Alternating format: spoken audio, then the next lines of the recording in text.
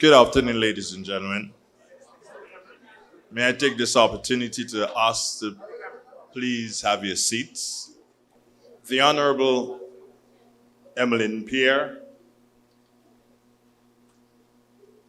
Parliamentary Representative for the constituency of St. Andrew South East.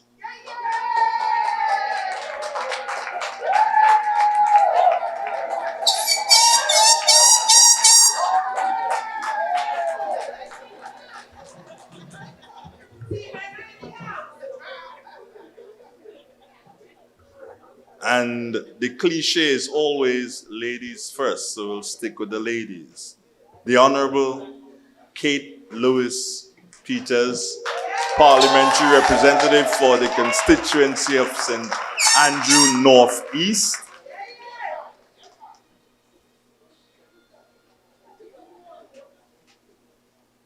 And as people like to say, we leave the country and we're going in town. So let us welcome and recognize the Honorable Peter David.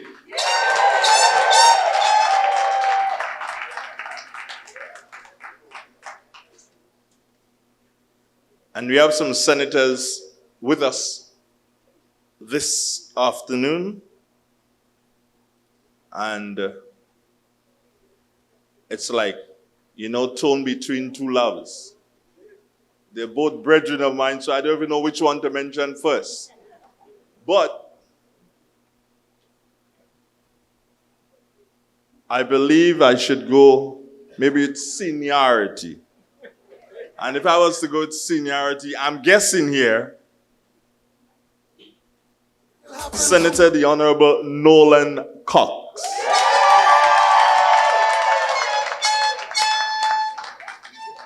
Now, I love the fact that you gave him a nice welcome.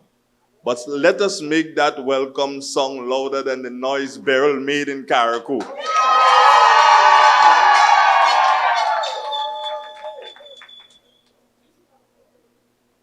Senator the Honorable Dwight Hosford.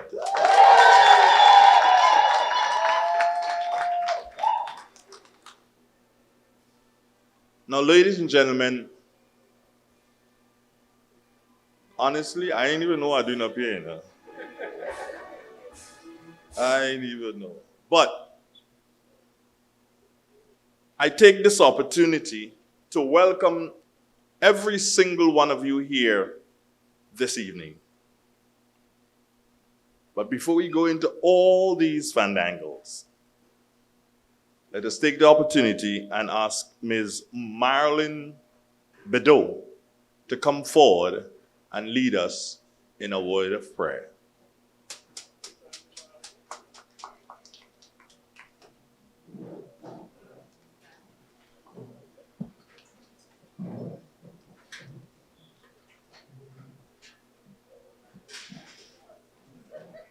Good evening. Eternal God and Father, we thank you for this day, Lord. We thank you for this gathering. We ask your blessing upon us all. We ask you, Father, to bless us individually and bless us collectively.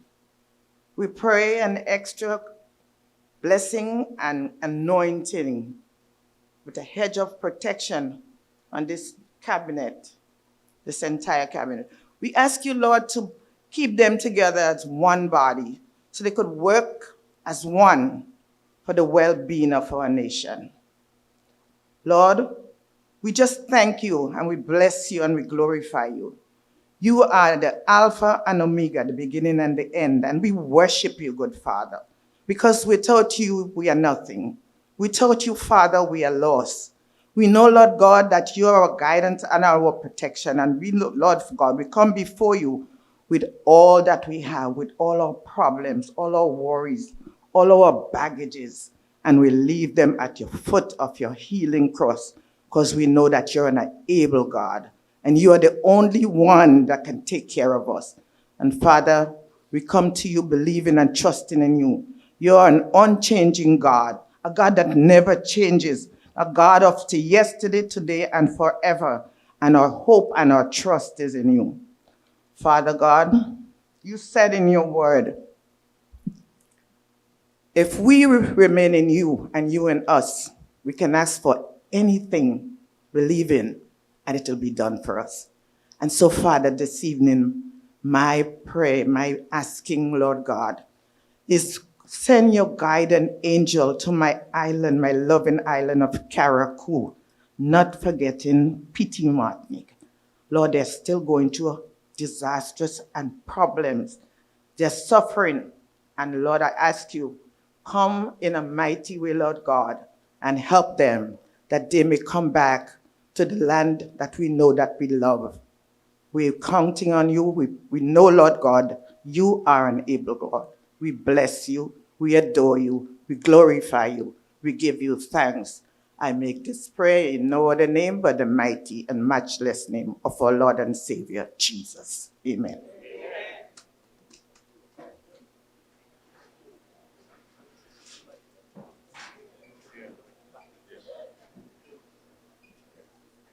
Thank you very much, Miss Bedeau. You know, I've heard about this lady so much, yeah? It's just not funny. As a matter of fact, the last thing I heard is that, Andre, if you want anything in Carriacou, speak to Miss Bedeau. If you want anything in Petit Martinique, speak to Miss Bedeau. So, Miss Bedeau, I want a piece of land.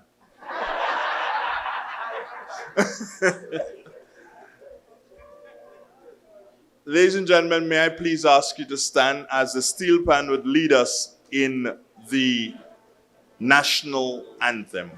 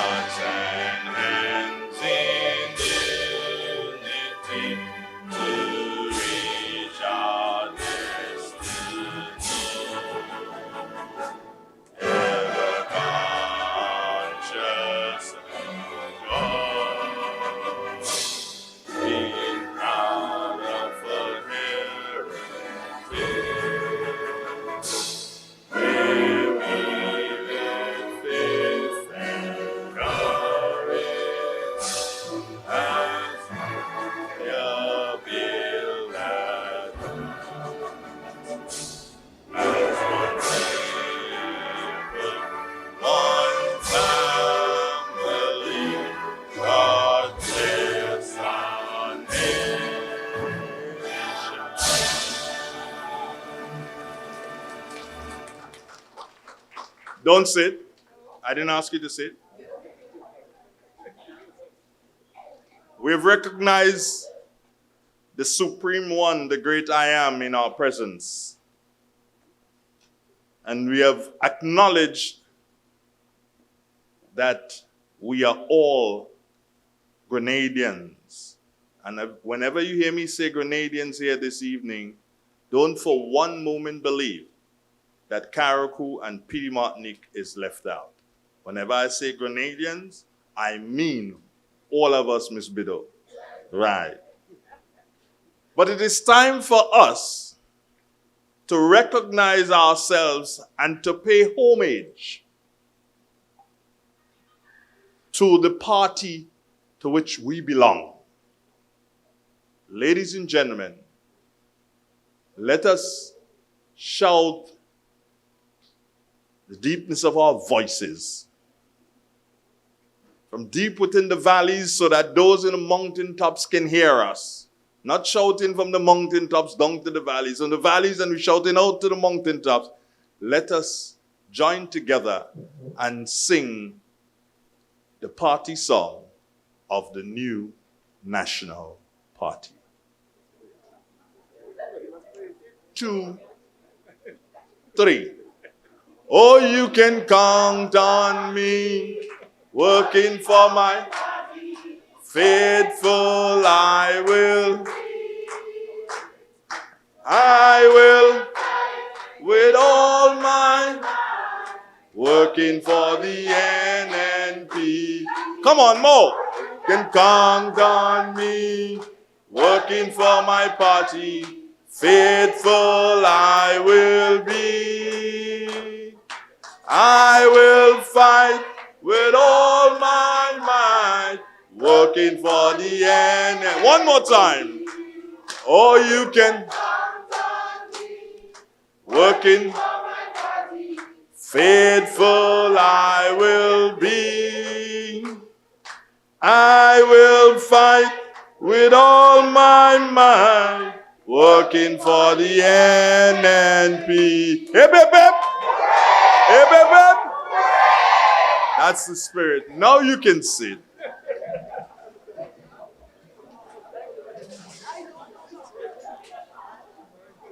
And I'd like to tell you this. Not very many organizations understand and know that when you're having a function, the first person you recognize is the great I am, the supreme creator. And then you recognize country. If you go back to a couple of videos, not too very long ago, you'll see some people recognizing country. And then when they finish country, then they remember they should pray. But we don't do it like that. We know the proper way to do things. I wish it was my task to welcome all of you here. However, it is not my responsibility to do such. Ladies and gentlemen, I ask you to put your hands together.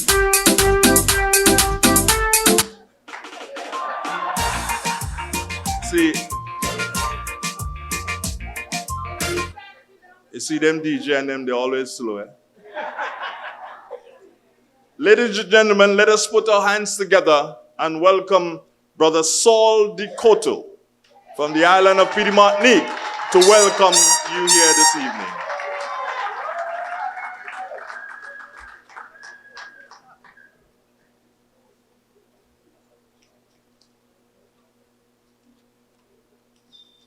A pleasant afternoon. I would like to say thanks to everyone for coming. Political leader of the new National Party and opposition leader, Dr. Keith Mitchell. Other members of Parliament and the executive members of the NNP. Members of the NNP New York chapter and the Carriacou support group. Brothers and sisters, it is a pleasure to welcome you to this Townhall of the 16th constituency, New York. We look forward in getting information about what is happening in our country and the NNP plans.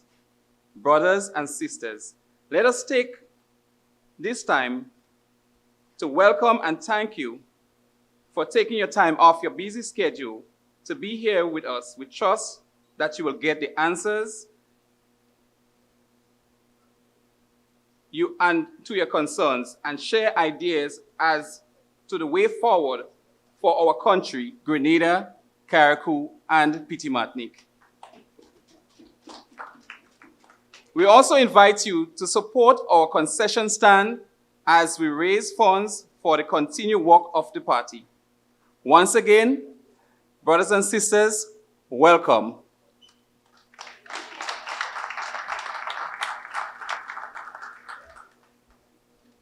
Thank you very much, Brother Saul Dikoto. I've just been informed that from Ambassador Denison Twine is in our presence, and I take this opportunity to welcome you, sir, and may you enjoy the evening.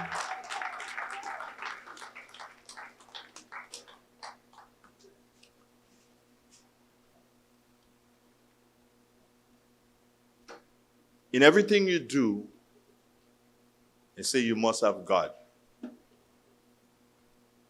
But also, in everything you do, you must have women, especially intelligent women. Ladies and gentlemen, I now introduce to you the president of the New York chapter of the new National Party, Mrs. Aisha Olivier.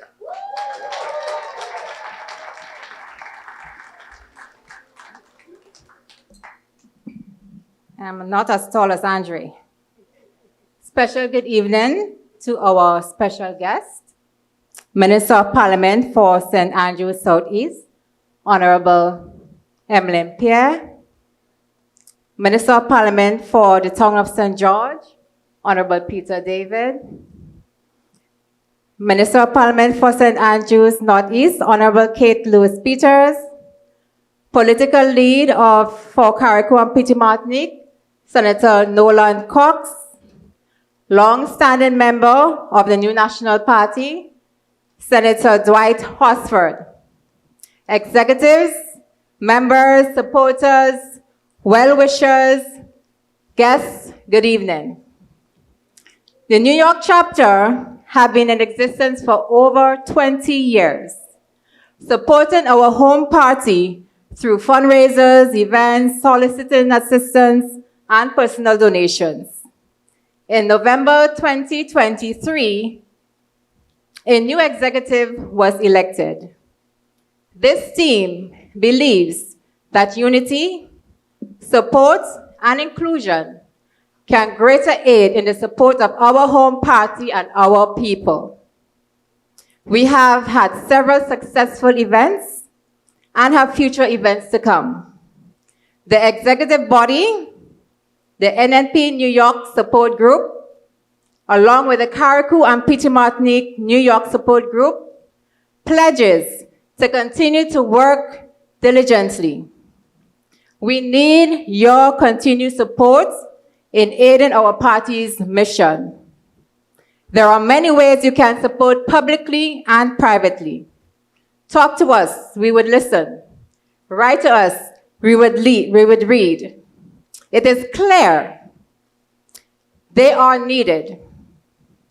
It is clear that we are needed now more than ever.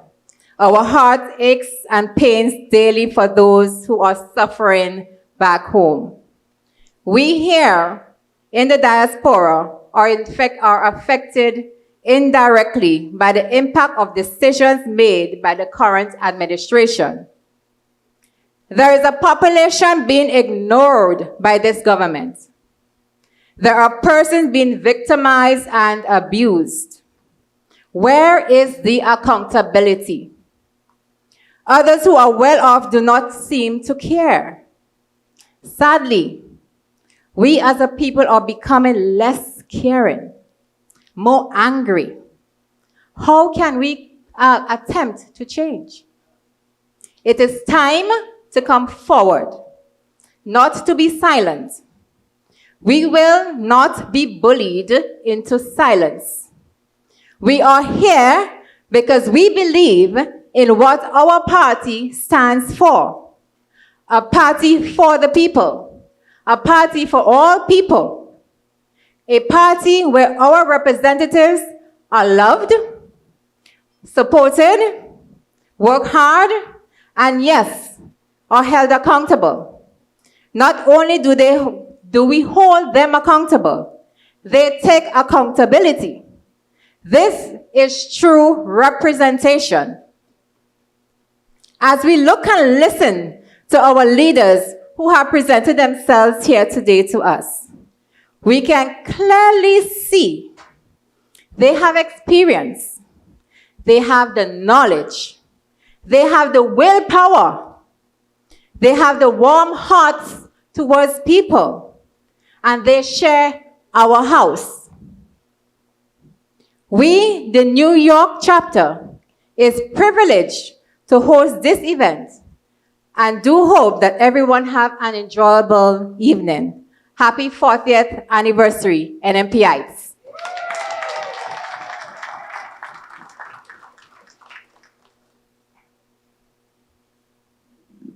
Wow, rather inspiring. I guess the NNP will have to really and truly make up here the 16th constituency and have her run. My friend, please, thank you. Now,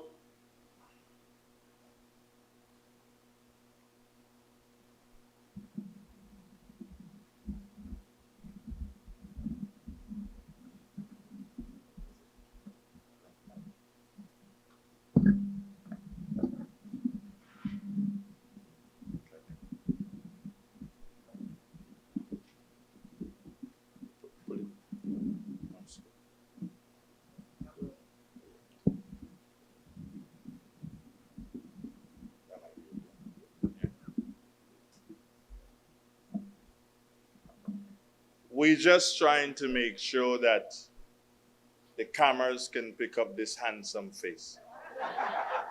You know, we don't want the microphone to be blocking.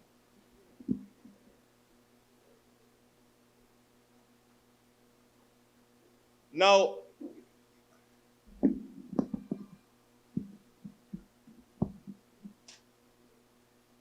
many times when you go to functions,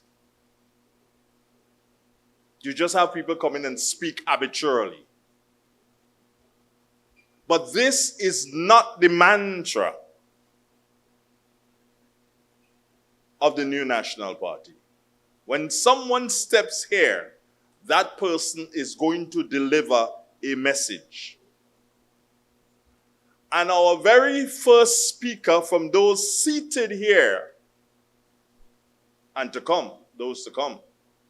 But our very first speaker this evening will be speaking on a topic that is so very important that as soon as you finish here, you should be calling your friends and your families back home and saying, hey, I heard something here in New York today. You guys need to be careful. You guys need to continue to look and make sure that what is being planned does not get the chance to be executed. Ladies and gentlemen, friends of the New National Party, happy am I to present our very first speaker, a gentleman who has done quite a lot, not just in his homeland Grenada, but in other islands throughout the Caribbean. He has made his mark.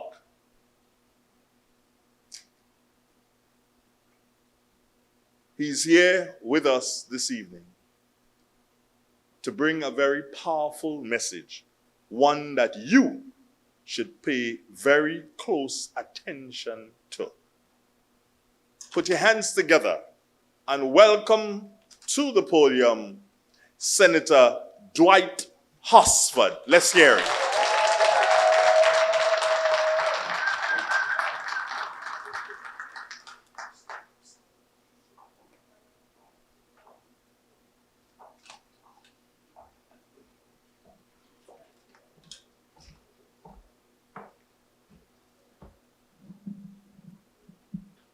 Thank you, Brother Chairman, and I have to call you Chairman for the evening. And I want to say a very pleasant good evening to our sisters and brothers here in New York. It is a very special privilege for me to be here. In fact, I'm catching up with family, and it's wonderful being here. Sisters and brothers on the head table, my dearest friends, to my extreme left, Brother Noran Cox, who is continuing the struggle in Carriacou and Petit Martinique, because they need him more now than ever. We scarcely have a government there, so he really is the man in action there.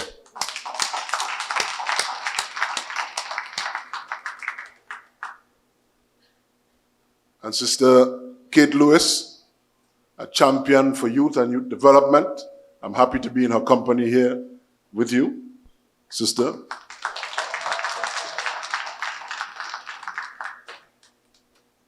And of course, Sister Emilyn Pierre, our dynamic sister, always championing, whether it is the young people, national development, she is with us. And I'm very proud to be in her presence and her company as well as part of this team. And of course, our Brother Peter David from the town of St. George. With the fancy jacket, making me feel underdressed. So sisters and brothers, I bring greetings, of course, from our great party and our sisters and brothers in Grenada. You know, I think this meeting, this interface with you is timely, and I hope and I look forward to further meetings like this one. Because engagement with our diaspora, our Grenadian sisters and brothers abroad, is not only when we want to raise money for things for the party in Grenada. And we don't want you to think that at all. It is important to engage the diaspora, in my view, because there is a certain pulse that you will give to us as you relate to your own family back home. Quite often, oftentimes persons in political frontline, politicians, they miss certain details because at times you get into a bubble. And it is important to feel the pulse of your diaspora, to feed in ideas and have that exchange. And that is why this evening, you will see that we are not scripted here. There's a mic there, and at some point there will be interaction with all of us on the stage and with you. Forgive me, I must also recognize Ambassador Dennis Antoine. Forgive me for that. Ambassador, it's good to be in your presence as well. Before I take my seat, I am to deliver to you a very short but important message. Because you see, we are celebrating 40 years as a dynamic and strong political organization. We are celebrating 40 years of a party that is the only party that has set Grenada on the path to development, without a doubt.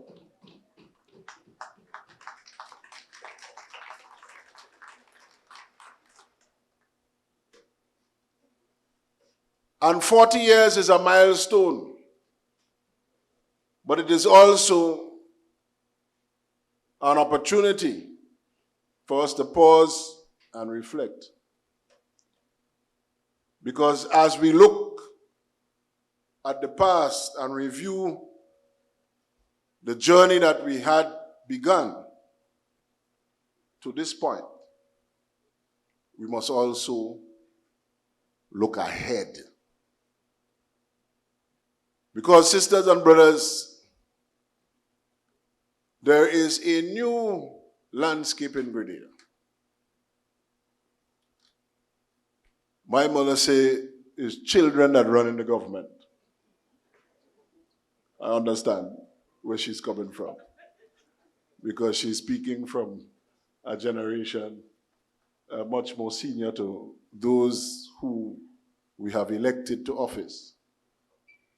But the significance is that at this point, we must concern ourselves with strengthening our institution called the New National Party after 40 years.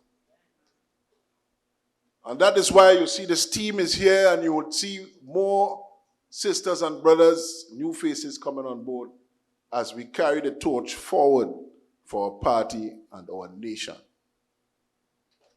And so, 40 years of strength, 40 years of vision. And we commit to you 40 more and 40 more after that of NNP going onward and upward.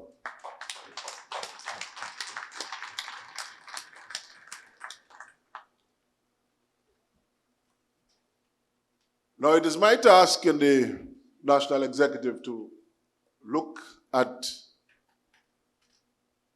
our voter registration, the voter registration process, and to monitor our constituency work in canvassing the voters list. Why is that so important? It is important, sisters and brothers, because, as you know, the classic statement, politics and the election is a numbers game. And what we have discovered are some strange things happening on our voters list. Strange names, names that are not conventional, usual, identifiable Grenadian names. Because as we suspected all along, a certain program for investment in the country has been abused. And they are using it now as a fail-safe because of the dwindling support for the administration. The fail-safe is that when persons participate in this program and they obtain permission for a certain development and they get a Grenada passport as part of the package, you know there's no first-class citizen and second-class citizen. There are no categories of citizen. Citizen is citizen.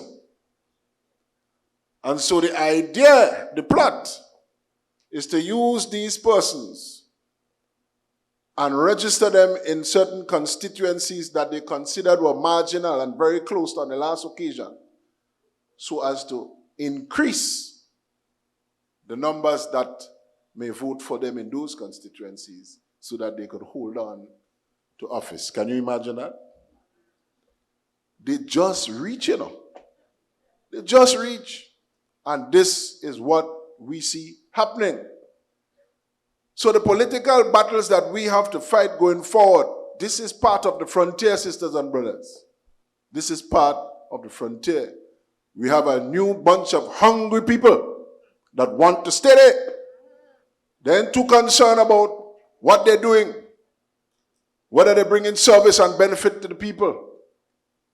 They talk about transformation, as my sisters and brothers will tell you much further along in this meeting. They'll elaborate on that. The only transformation I can tell you, those of you who are moving back and forth to Grenada, and some of you who only watch the TV, I can tell you the only transformation is transformation in certain people's pocket. Because as soon as you land and you leave Point Saline, when you ride it, blood, you're hitting pothole. Because that is not, no, you're laughing, that is not being attended to. And you'll hear all sorts of lovely things because they are good at PR, public relations. They're sending all these images to you and tell you the country doing so well. Great things are happening. Take the plane and come down and see. Take the plane and come down and see. They tell you they've made $1.2 billion. Not million. $1.2 billion in CBI project investments. But that money is not in the economy. That money is not in the country. Every time a question is asked in the parliament about the unemployment rate,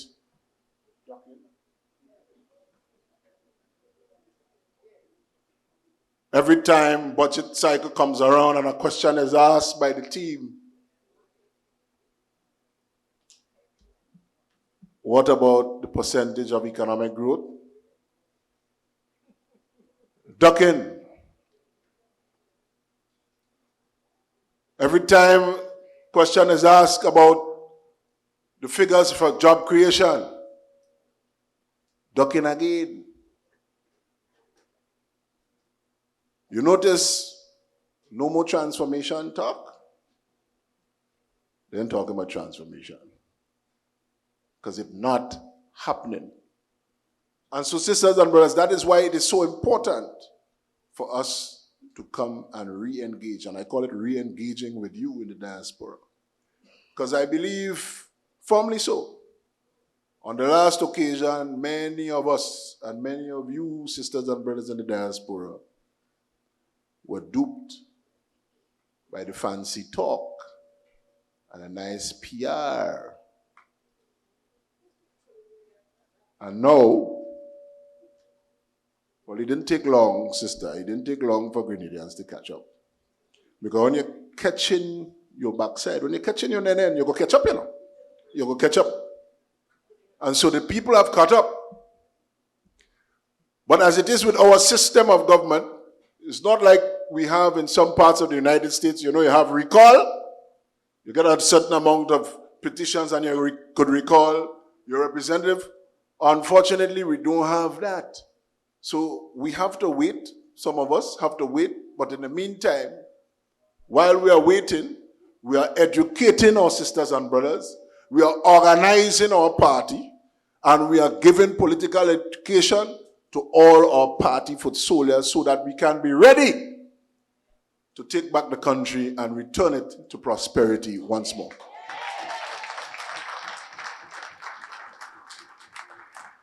So sisters and brothers, hold the fort. Hold the fort, because the new National Party train is coming. And we're coming strong. We're coming strong, sisters and brothers. I want to thank you so very much, and I look forward to engaging with all of you later on this evening. Thank you so very much. God bless you.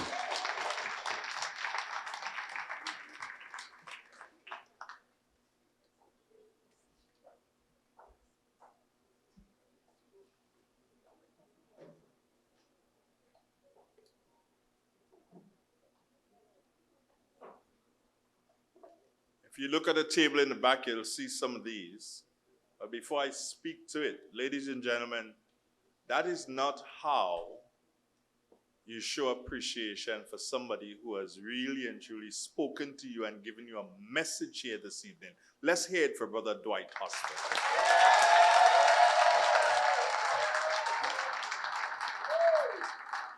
And going forward, I want that noise to increase. It should never decrease. Good?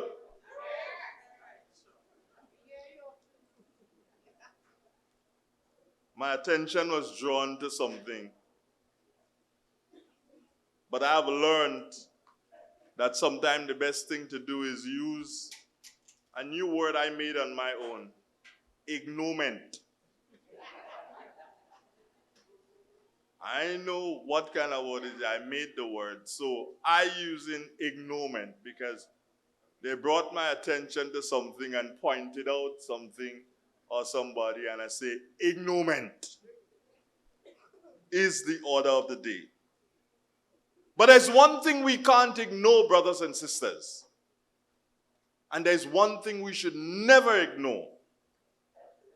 We should never ignore the fact that our brothers and sisters in the northern part of Grenada and some in the eastern, western, and eastern end suffered recently. We must never ignore that the people of Carriacou and Petit Martinique, I don't think that the word suffer is the proper word to use. And maybe by the end of the evening, I might find the word to use to describe what the people of Carriacou, Petit Martinique, and some people in the northern part of Grenada, what they went through when Hurricane Beryl struck Grenada. And there's a gentleman, there may be some of you who are in Carriacou, I don't know. But there's a gentleman in this very room who was there. He went through it. And that song says, through the storm. He had no choice but to brace it with the people of Carriacou and Petit Martinique. And he has been, over the past few months, as I say, working his butt off to ensure that life gets better for the people of Carriacou and Petit Martinique. As a matter of fact, my personal name for him is the internet man, because he's going around with that internet thing all about giving people 2 hours here and 1 hour there and 2 hours there. Ladies and gentlemen, put your hands together and welcome Brother Noran Cox.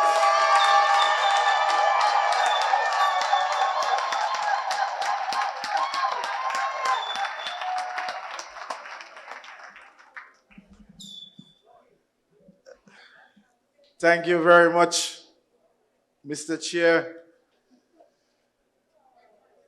Let me take this opportunity to give a shout out to our political leader who is on his way here. Our most distinguished political leader, Dr. the Right Honorable Kit Mitchell. I'll give him a round of applause. You see, every time I get an opportunity to recognize him, at these settings, it is also important for us to recognize the contribution that he has and continue to make, not just for our beloved party, but for our beloved country. And I think that selfless act must be recognized at all times. He is an exceptional individual. I want to recognize my dear brother and colleague, Honorable Peter David, our sister, Honorable Emilyn Pierre, our beautiful sister, Kate Lewis, always decked off. And of course, my dear brother, Dwight Hosford, Honorable Senator, who has just joined me in the Senate. And I was hoping that maybe we'll get an opportunity to dive into the budget for the country, but it doesn't seem that we'll have that opportunity this year. So we look forward to 2025. My dear friend and colleague, former Ambassador Antoine, and of course, you, the heart and soul of the diaspora, who continue to be a beacon of hope and support for everyone back home. We want to thank you for coming here and thank you for your continued support. We really appreciate it. Really appreciate it. Friends, colleagues, family, I want to really start off by saying a heartfelt thanks to you, especially in this past few months. Your calls, your donations, everything that you have done in some way or the other to give some support to the people of Carriacou and Petit-Martinique has not gone unnoticed. We are eternally grateful for everything that you are doing for us. Just a few months ago, our islands undergo, which I believe one of the worst, if not the worst, disaster that we have ever experienced. And it has left a lot of families broken. We have lost loved ones during the storm. We extend our deepest condolences. We continue to lose loved ones from the aftermath. You know how stressful these hurricanes can be. And it renders our families a very, very tough blow whenever we have to lose a loved one. We continue to do the best that we can. We continue to rebuild slowly, but it's very difficult. You may see on social media pictures, videos that does not tell the true story. And you can ask anyone who has had an opportunity to see the ravages firsthand, and they will tell you that when they saw it on the phone or on the computer, it's different from when they actually got on the ground. We have a very long road ahead of us, but we will get through it. Carriacouans and Petit-Martiniquans are resilient people. And we have done it before, and we can do it again. We found ourselves in a situation where we have to lead by not being in charge. Even not being in charge. We are not in charge of government, but we have to lead. And that is one of the hallmarks of the New National Party. Whether we're in government or not, we take lead where people is concerned. Whenever it comes to people, we take leadership decisions. And immediately after the hurricane, the New National Party moved into action. We swiftly established and implemented a Wheels on Meals food initiative, cooking hot meals every day and delivering it to our elderlies, shut-ins, persons who have lost their homes. We were feeding every single person that we can meet.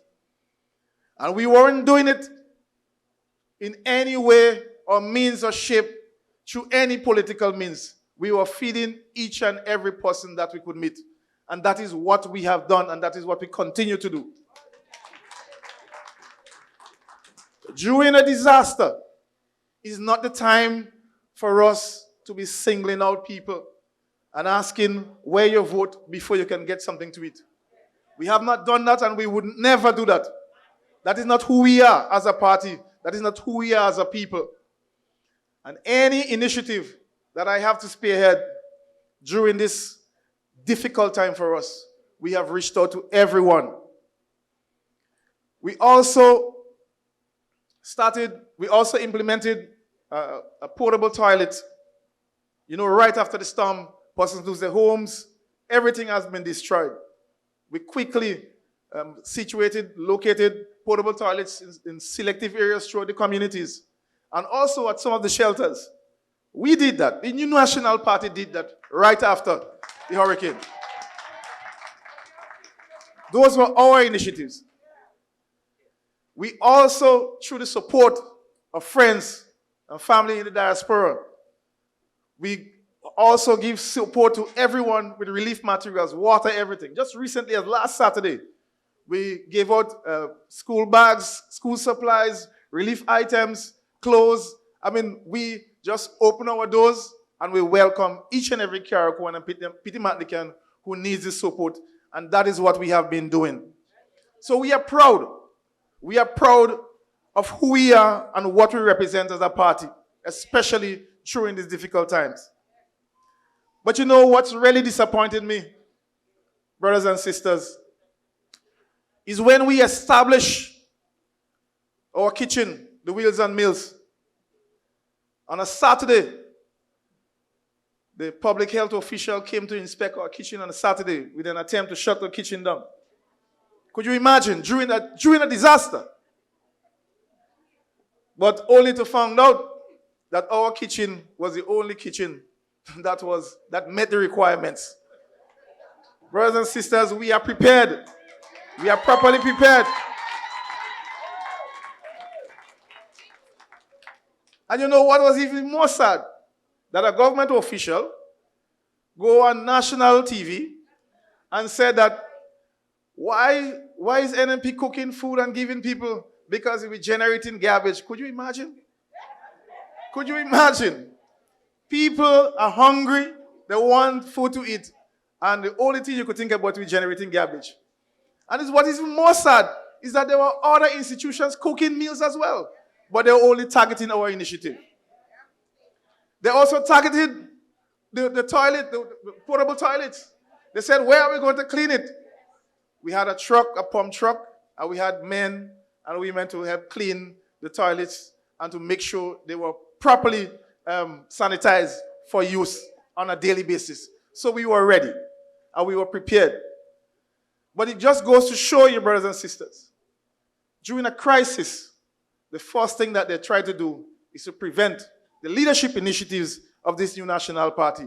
And we are very, very disappointed. And we have to call them out. We have to call them out. Because during that time, we need the support more than ever as Carriacouans. And so when we see those negative feedback, we have to deal with them, brothers and sisters. But I want to touch on one of the most challenging things for our citizens in Carriacou right now, brothers and sisters, and that is housing. Housing is one of our greatest needs currently, brothers and sisters. And coupled with that, you know that in Carriacou, we get our water from rainwater harvesting mainly.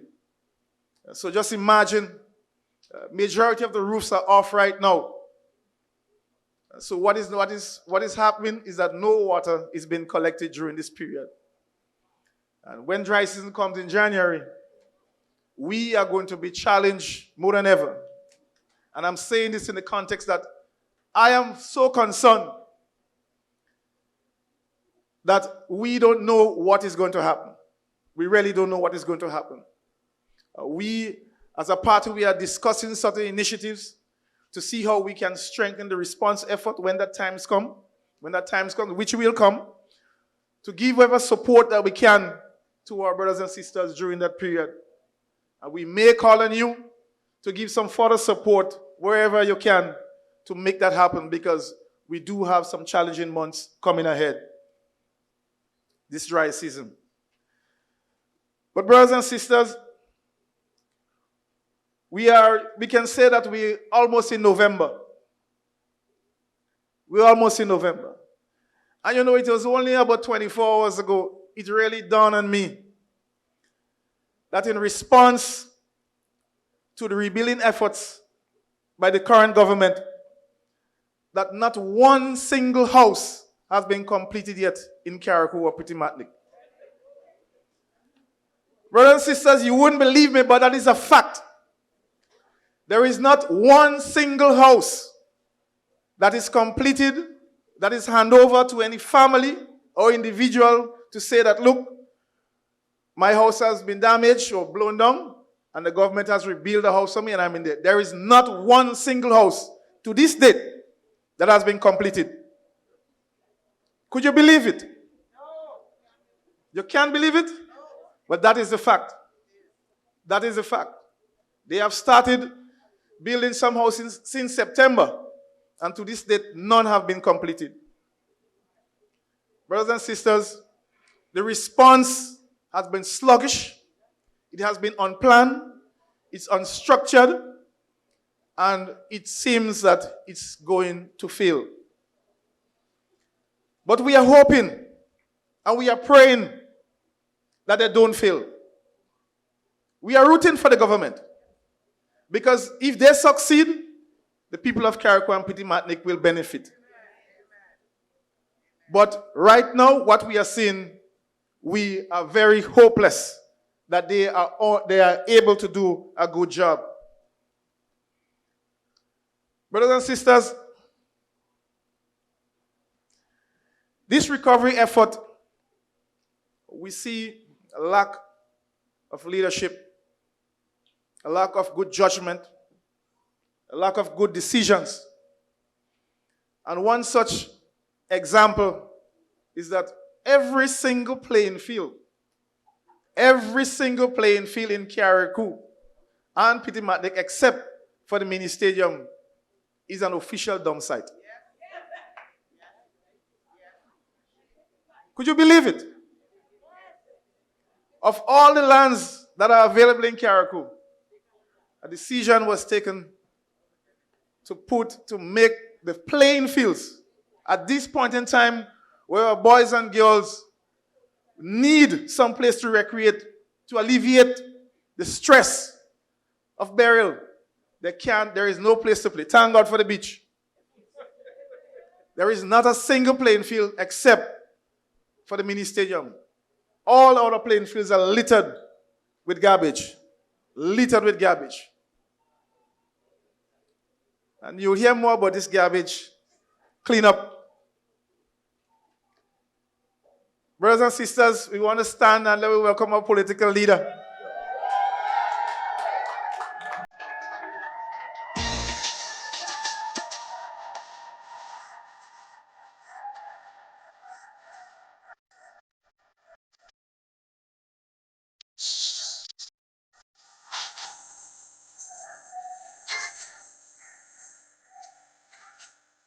Say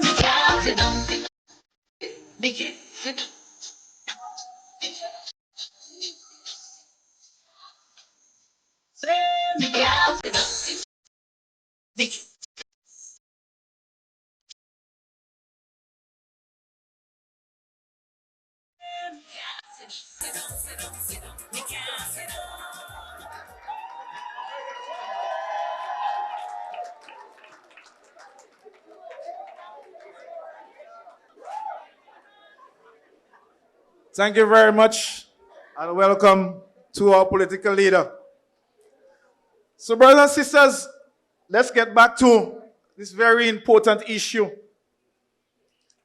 And you know, I saw recently somebody put a post, and they said the view from the office, and it was a pile of garbage.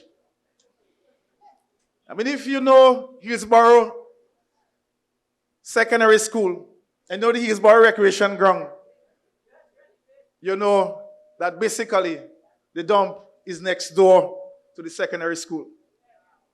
And so school has commenced, and the kids, the teachers, they have to contend with being in close proximity to an official dump site. That is the situation at play. We hear of the growing cases of dengue, which is taking place also on the islands. And you can tell if you have that large amount of garbage stored there, with rains falling, water being collected, you know, there's significant proliferation of mosquito taking place right now on the islands because of the garbage. And we are calling on the government to move speedily to get rid of this garbage off the island. They have been very sluggish, and we believe that they can do better. We believe that Carriacou and Petit Martinique deserves better.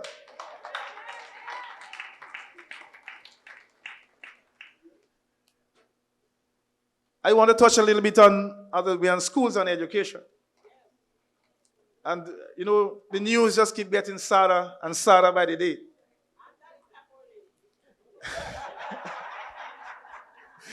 It's getting sadder by the day. And, you know, I want to tell you this.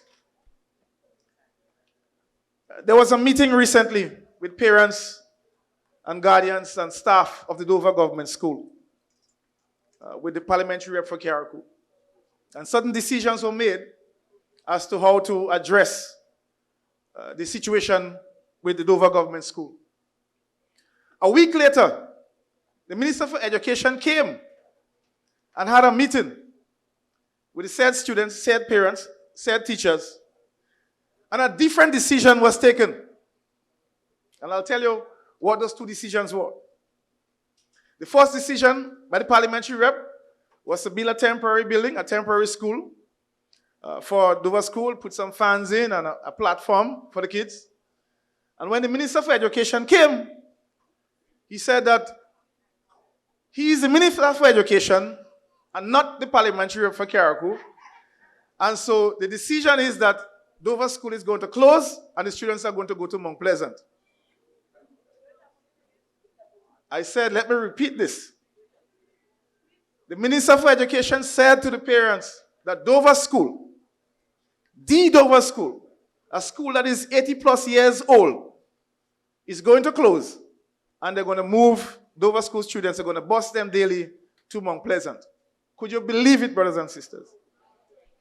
That if, when that news, when the minister informed, I understand that parents, some of them broke down in tears. A community as Weenmore, Dover, Belvedere, Pretty Carriacou, Belvedere, Limley, Bogles, you are going to remove a school? The National Party, when we were in government, a few years ago, there were suggestions to close the Mount Pleasant School. And we stand firm and say that we are not in the business of closing schools. And we ensure that the Mount Pleasant School remained open despite the challenges. We did that. So I want to send a message to the Minister and the Ministry of Education and the government, of course. I want to send a message. I'm going to read out the motto of the Dover Government School for them and for them to dwell on it. And the motto of the Dover Government School is, be aware of mental slovenliness. That is the motto of the Dover Government School. Be aware of mental slovenliness. And I want them to digest it. Could you imagine? And I want to commend the private person or persons or organization or business who are able to build a new school and daycare right after Hurricane Beryl. That school opened on the 9th of September. I must commend them. I must commend them. But could you imagine that a private person was able to build a new school and the government of Grenada cannot build a temporary school for Dover and Mount Pleasant? Could you imagine? I think they should take a page from the persons who are able to build this new school. I believe so. Because I can't understand how a private person who has less resources, less access to labor, money, was able to build a school and open. I think the school opened early September. But they can't seem to get a proper accommodation for the staff and students of the Dover Government School. But I want to make a call here and now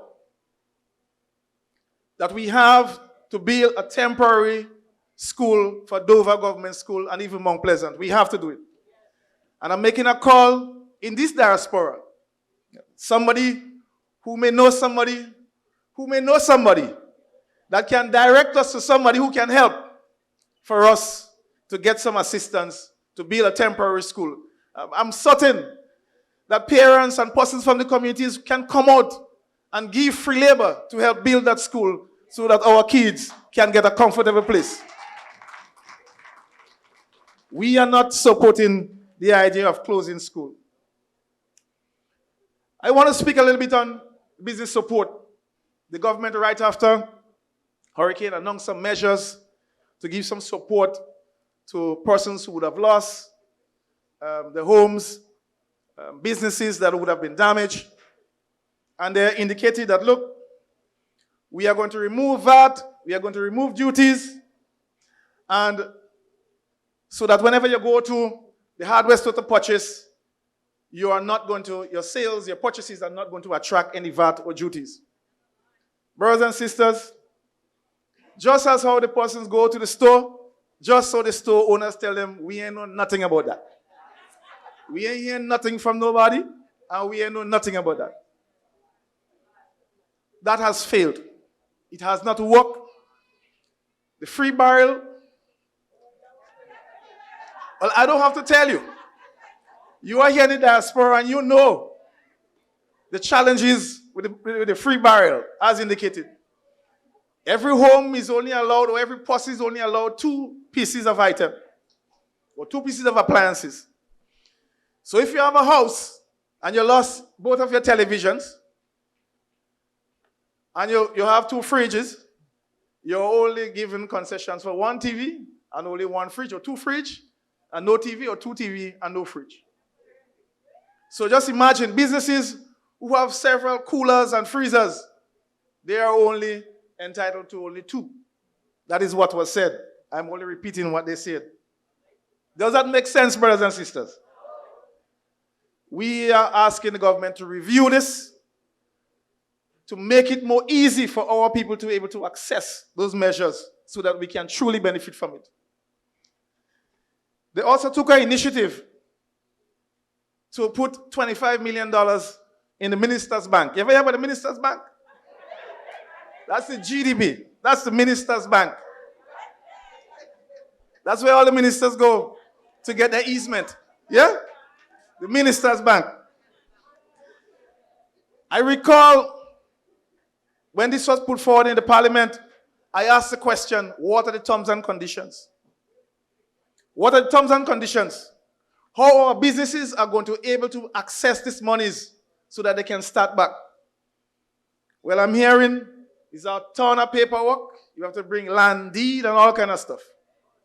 We are saying it's a clear opportunity for you, the government, to take some of the $118 million that you receive 14 days after burial. 14 days, $118 million. I think it's 150 when you add up what was given to electricity and the other utilities, 150 or so million EC dollars. Yeah, that was given to the government of Grenada. They received the check 14 days after the passage of Hurricane Beryl.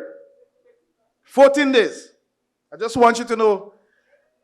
And they could have used that monies for anything, especially to provide support for the people who were distressed. And yet, up to this day, not a single house is completed in Carriacou or Pitimatnik. Brothers and sisters, we are suggesting that a grant injection be given to business to start up. Just as how we had the CES program, where monies were given to businesses so that they can use to get themselves moving. No more than ever, brothers and sisters, businesses need a grant. They don't need a loan when they don't have anything to sell. They don't need a loan. They need a grant so that they can stock the shelves. You have the monies. They say that the economy is doing well. They don't have to go and borrow. Everything is going fine. They don't have to beg. Well, we are begging. I am begging for the people of Carriacou and Pitimatnik. We need more support. Brothers and sisters, I'm keenly looking at my time. But I want to touch a little bit on infrastructure. And I have plenty more to say on Carriacou, but because of time. I want to touch a little bit on infrastructure. This party, when in government, we have an impeccable record with infrastructure development, which no other government in the history of Grenada, Carriacou, and Pitimatnik can match. And we stand by that strongly. And we have invested in infrastructure because we know that when you invest on the capital side of the budget, each and every single sector of the economy benefits. And that is why we invest in the country. And I could give you a long list of projects that was done or already in motion when we left government. The Molyneux Landslip Road still can't open up to this day. Cost overruns over $20 million. Yeah, significant cost overruns due to negligence, brothers and sisters. A project that should have cost $10 million is way 20-something, almost $30 million. We have the Monkuma Road. I always tell this story that Doc called me in his office about 7 o'clock in the morning. And he said, Cox, we have this challenge with the Molyneux Road. We have a serious challenge going through Montmaurice. As a little boy, I know of a road called Monkuma. Let's open up that road. Let's build a new road there. That is where the idea of Monkuma came from. And we quickly moved. And when Doc suggested the figures, when we do the assessment, and I told him, look, it's going to cost much more than what you're projecting because we have to do a bridge and we have to widen the road. And he said, Cox, get it done. And the Monkuma Road today is one of the main arteryway to ease up the traffic. We did that. The Sotters Breakwater Project, we have already did designs to rectify that.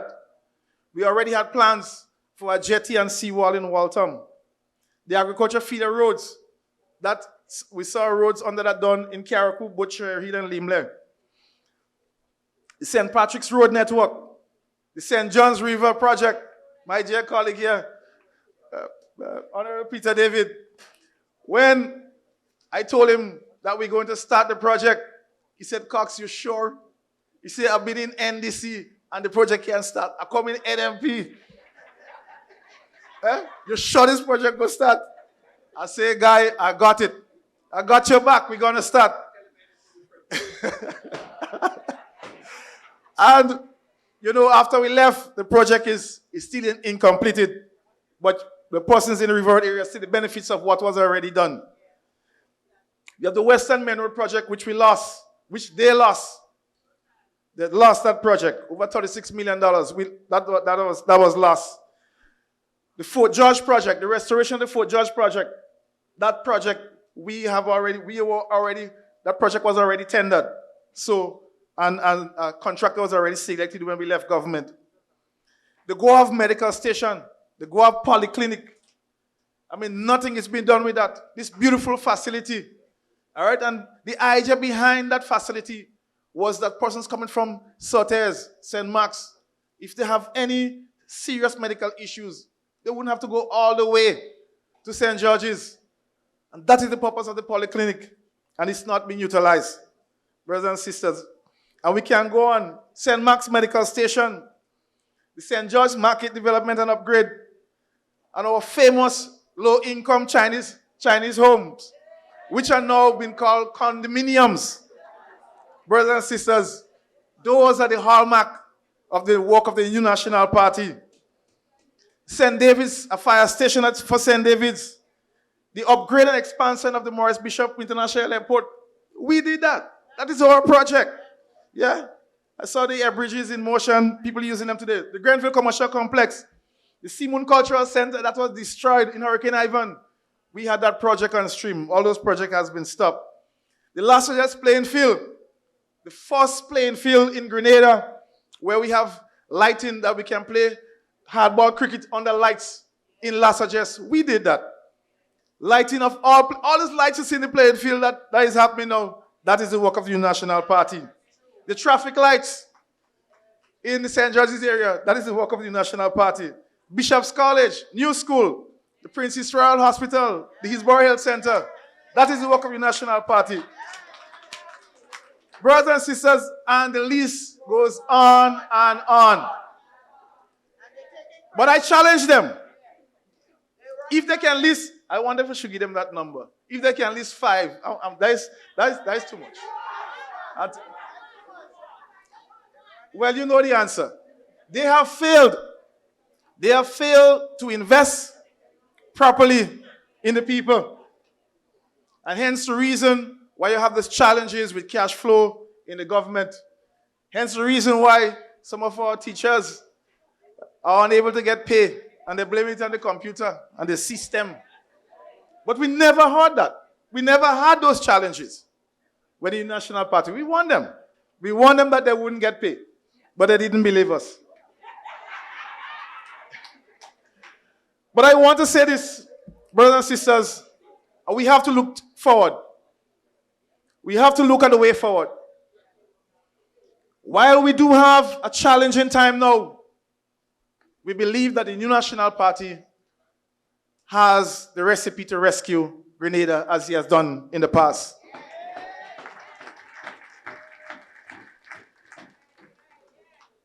Our philosophy as a party is one of the reasons why I am standing here today. It's one of the reasons why I am proud to be a member, part and parcel of this New National Party. Our philosophy is the reason why so much people would have benefited from the works of the National Party. But what we are seeing now, especially in Carriacou and Petit Martinique, is really children's play. It's really child's play. You know, giving an impression that everything is all good and well. Everything is all good and well, covering and mushing up everything, while people are struggling and suffering.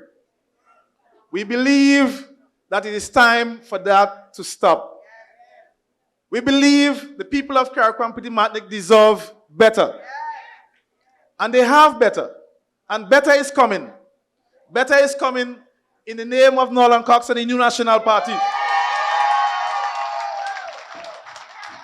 That is what we are certain about.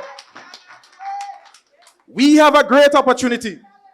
We have a great opportunity as a people, Carriacou and Petit Martinique, to invest, to trust, to work and to commit to an individual, to a party who has been there, who is tested, who has shown results, and who, of course, can be trusted.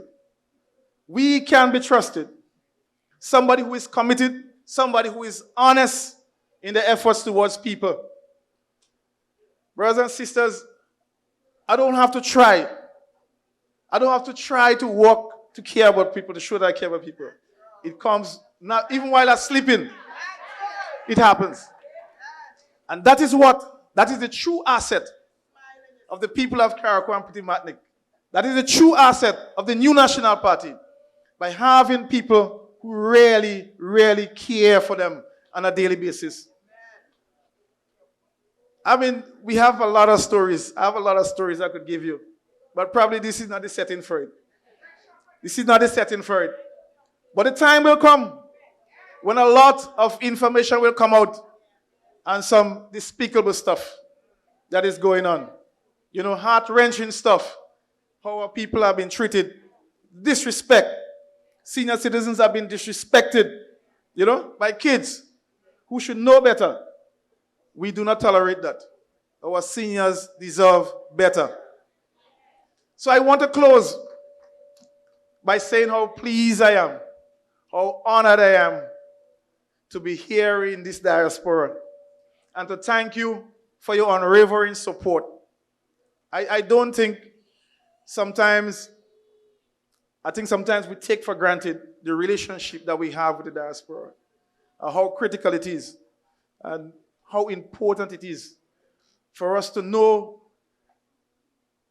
the essence of this relationship.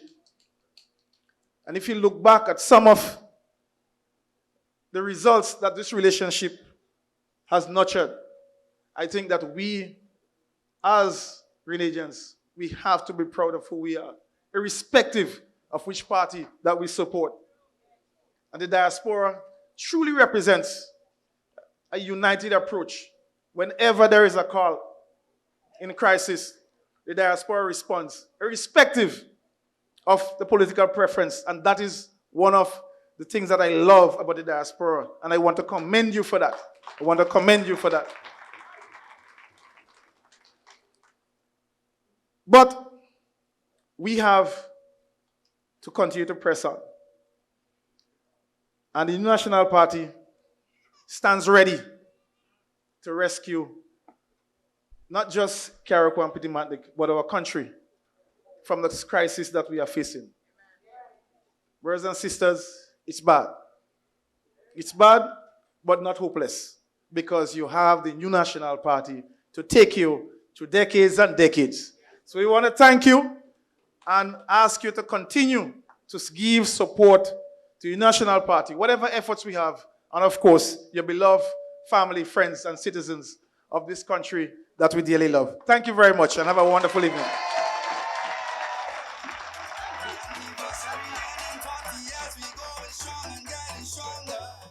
I did make a request, and I spoke up the noise level had to go up. If we are going to congratulate Brother Cox, let's do it like this.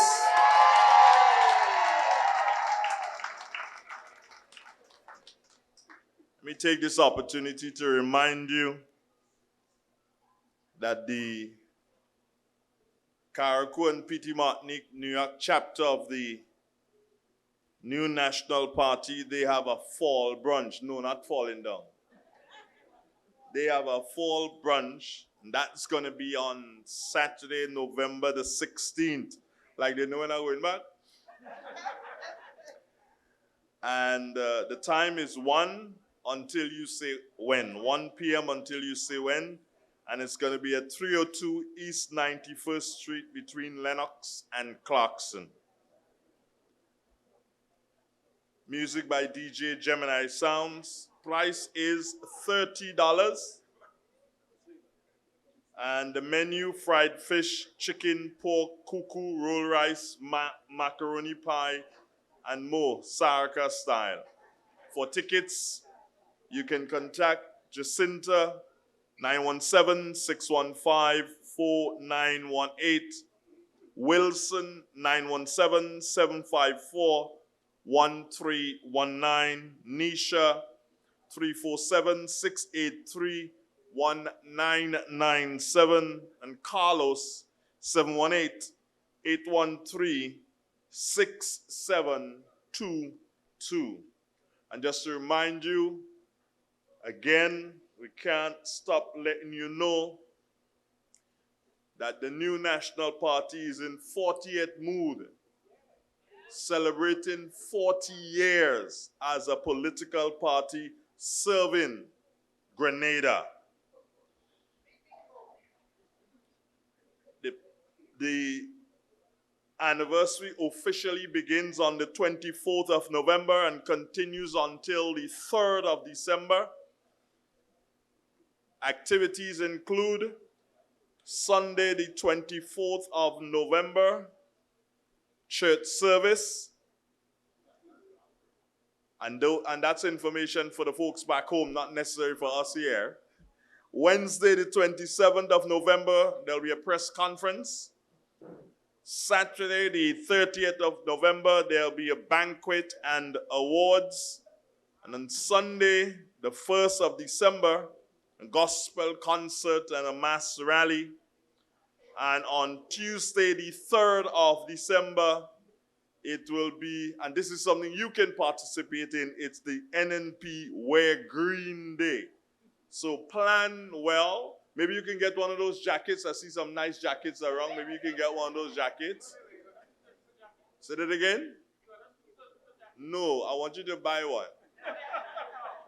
I would not encourage you to steal. So ladies and gentlemen, as we continue, we have more to come, of course. And when I first came in contact with this next speaker, I was like, could she really do this? That's when I first came in contact with her. But when she spoke for the very first time, and I had the opportunity, of course, to listen, I was under no misgivings that she was ready for the job. She continues, yes, she's one of the best.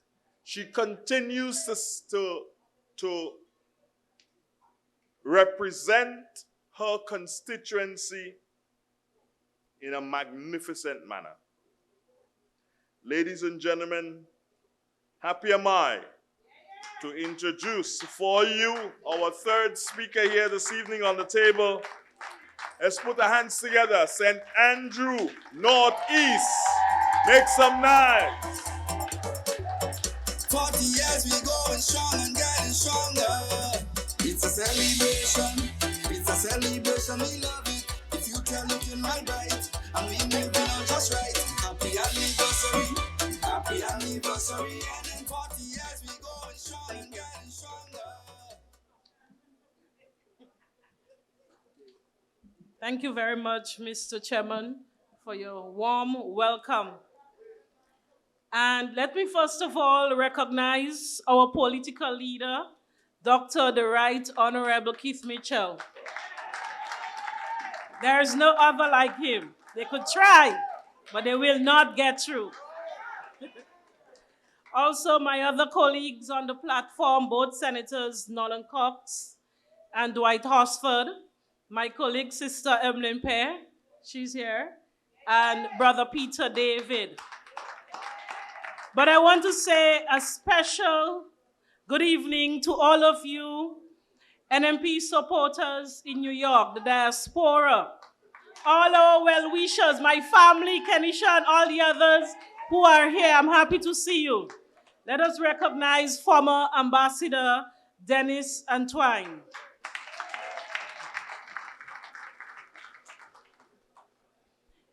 It is indeed a pleasure to be in your company this evening, and I want to say a special thank you to all of you. Your support echoes across the Caribbean, and I know that the love that you have for our country, Grenada, is as strong as ever. Give yourselves a big round of applause. Brothers and sisters, today I will focus on an issue that affects all of us Grenadians, young and old, rural and urban. It is about our youth, their challenges, their future, and more importantly, the future of our nation. The challenges our young people face today are greater than ever before. When we talk about the challenges facing our young people today, we are not just talking about their individual struggles. We're talking about issues that impact the very fabric of our society. For the past 2 years, brothers and sisters, our young people have been ignored by this current administration. And because we have been advocating on their behalf, calling for some engagements for our youth, today we see some very small steps being made.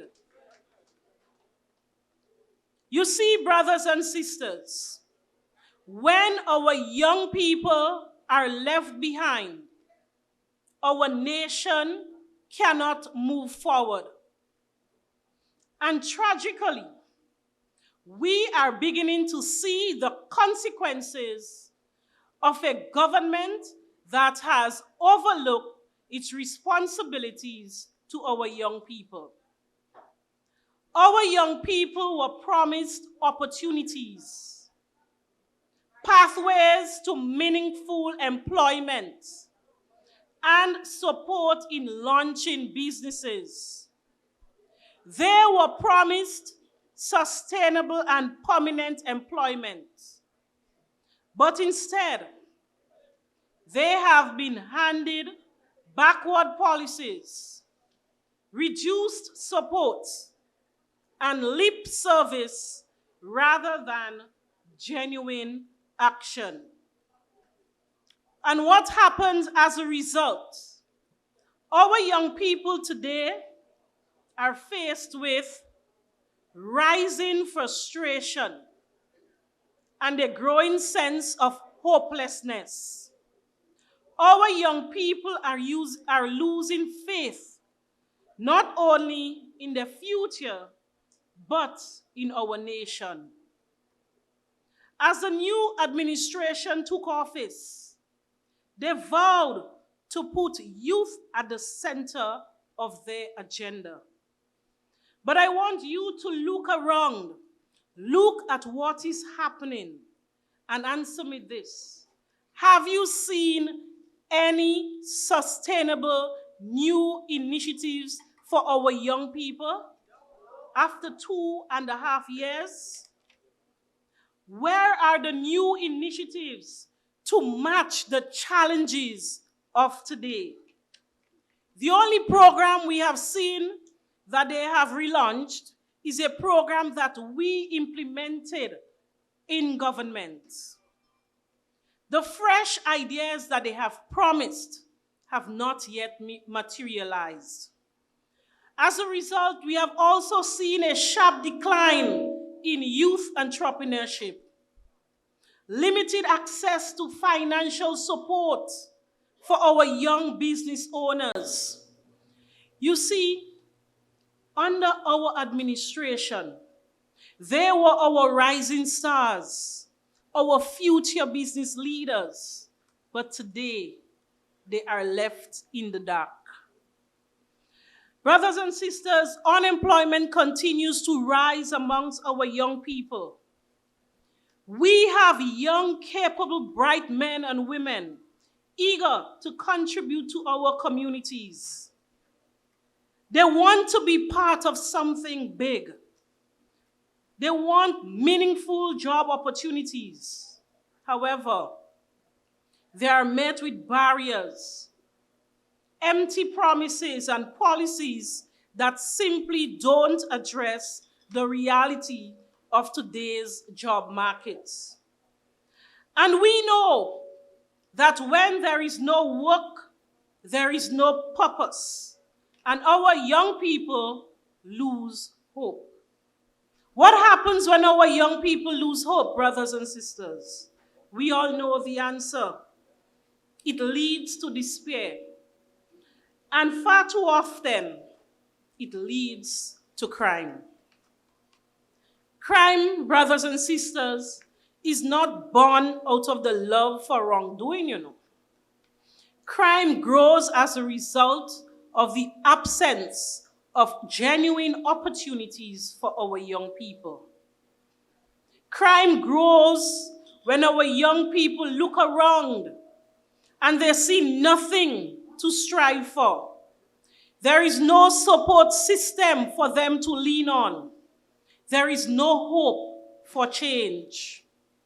When we fail to provide the jobs that they need, the mentorship support, and pathways to success, we are creating an environment where crime becomes the option.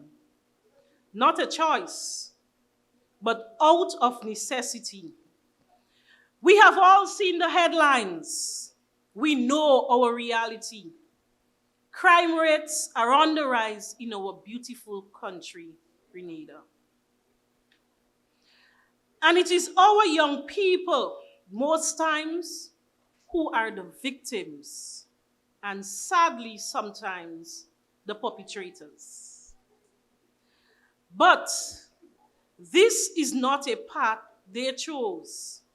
It's a path born out of desperation, one that could have been avoided if only the current administration kept their promises to them. Our young people are not looking for handouts. Actually, they are looking for a hand up. They are asking for vocational training programs. We had so many of these programs to engage our young people when we were there. They want opportunities to be self-reliant and to make an honest living. But where are the vocational programs that were promised? Where are the resources for technical training? Where is the infrastructure for our young men and women who all they're asking for is a hand up? Furthermore, we are seeing a frustration of sadness and ultimately anger in our young people. We must understand that they face mental health challenges. And no amount of walk in the park or walk along the road will help solve our mental challenges that our young people face. If we want to feel safe in Grenada, it is important to curb our crime rates that is rising. And it's important to address the mental needs of our people. It is not just a health issue, not just a social issue, but it is also an economic and a crime issue. Brothers and sisters, our young people feel like they're invisible to this current administration. And when you feel invisible, you become disconnected. This is a risk for all of us. And that is why, as a party, we say and we know we will rescue the young people of our country.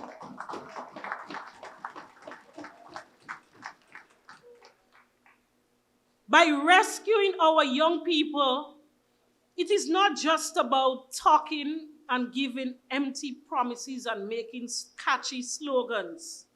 We are talking about real action.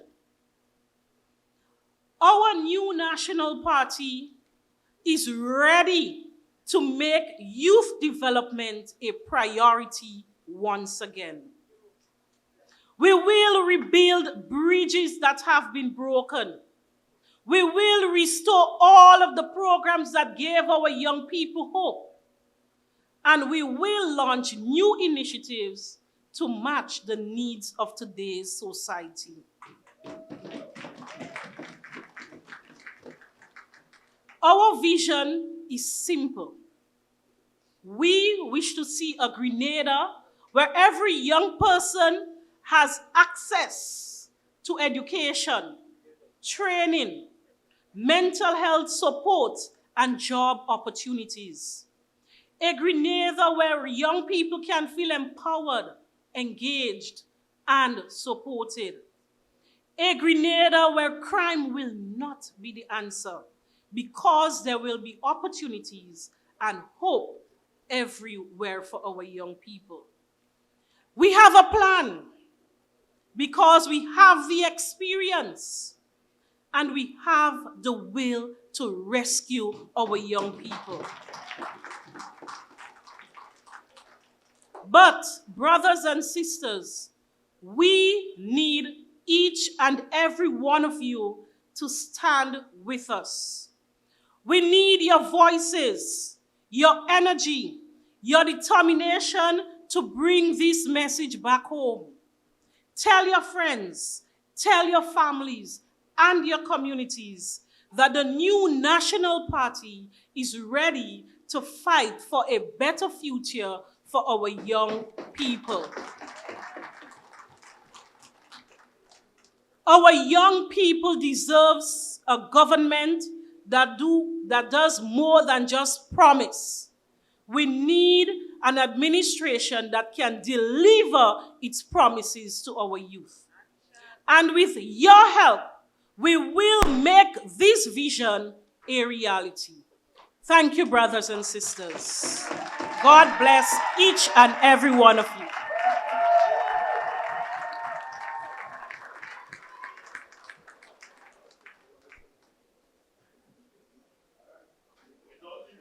Without even using the microphone, I ain't find I hear the noise, you know. That song's a little bit better. So don't forget the brunch, that's coming up. The brunch is coming up, as I said, on Saturday, November the 16th. I find that guy only taking a picture of them people and them, wait, now you didn't see me here or what? No, man, I didn't see you take my picture, take it. You understand? Yeah. I find you going on. And send it from me, eh? Don't feel you're keeping it and blow it up and put it in your house, you know. Send it from me. Hey, you're going on, partner.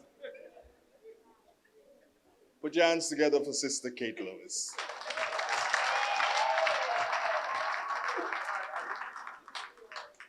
The next speaker I have the pleasure of introducing is a person who goes way back with me.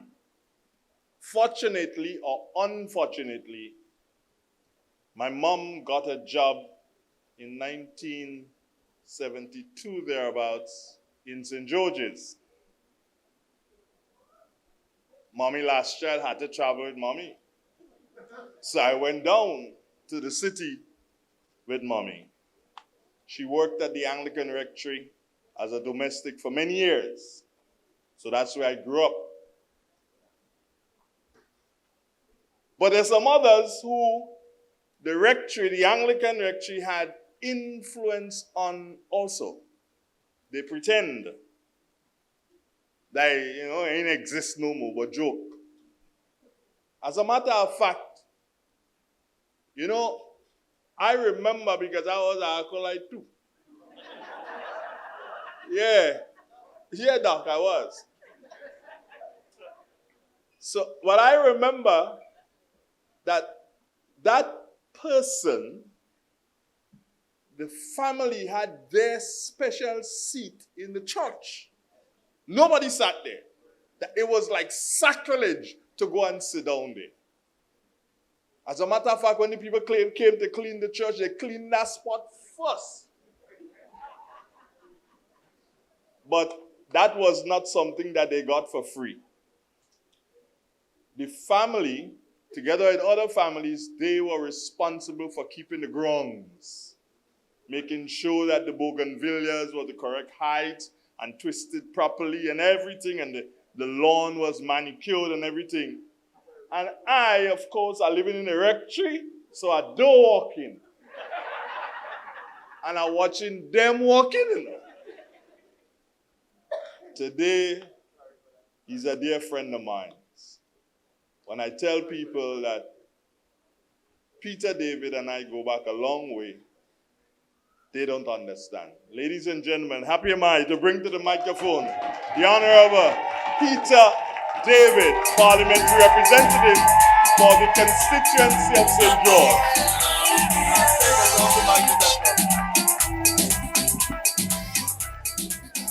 Funny enough. Before you speak, just someone, HJP 6801. 6801. You left your lights on. Yeah. Funny enough, all the acolytes that don't come out worthless. I don't know what it is, but all the acolytes come out worthless. He's my good friend still, but he's worthless. Yeah, the wine in the church. The wine in the church, I where you sitting. Political leader, Dr.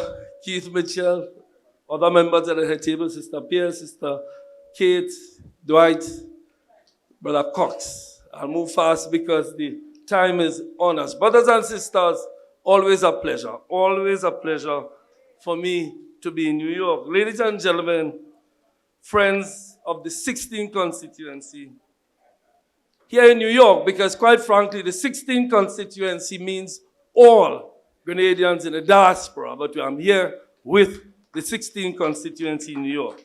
It's always a pleasure to meet and speak with you, united by the spirit that transcends borders. Your presence here this evening, brothers and sisters, speaks volumes about your commitment to our beloved nation's future and truly reflects your deep concern about the issues we face back home. Today we are confronted with significant challenges. Many of our people are hurting and they're searching for solutions. As we navigate these trying times, it is easy to succumb to cynicism or foster mistrust and division. But I urge you to remember that our shared journey toward empowerment and progress requires us to prioritize substance over rhetoric, collaboration over division, and love over the politics of hate and spite. I have always advocated unity in development. Government and opposition, community organizations, civil society, trade unions, the business sector, all working hand in hand for Grenada.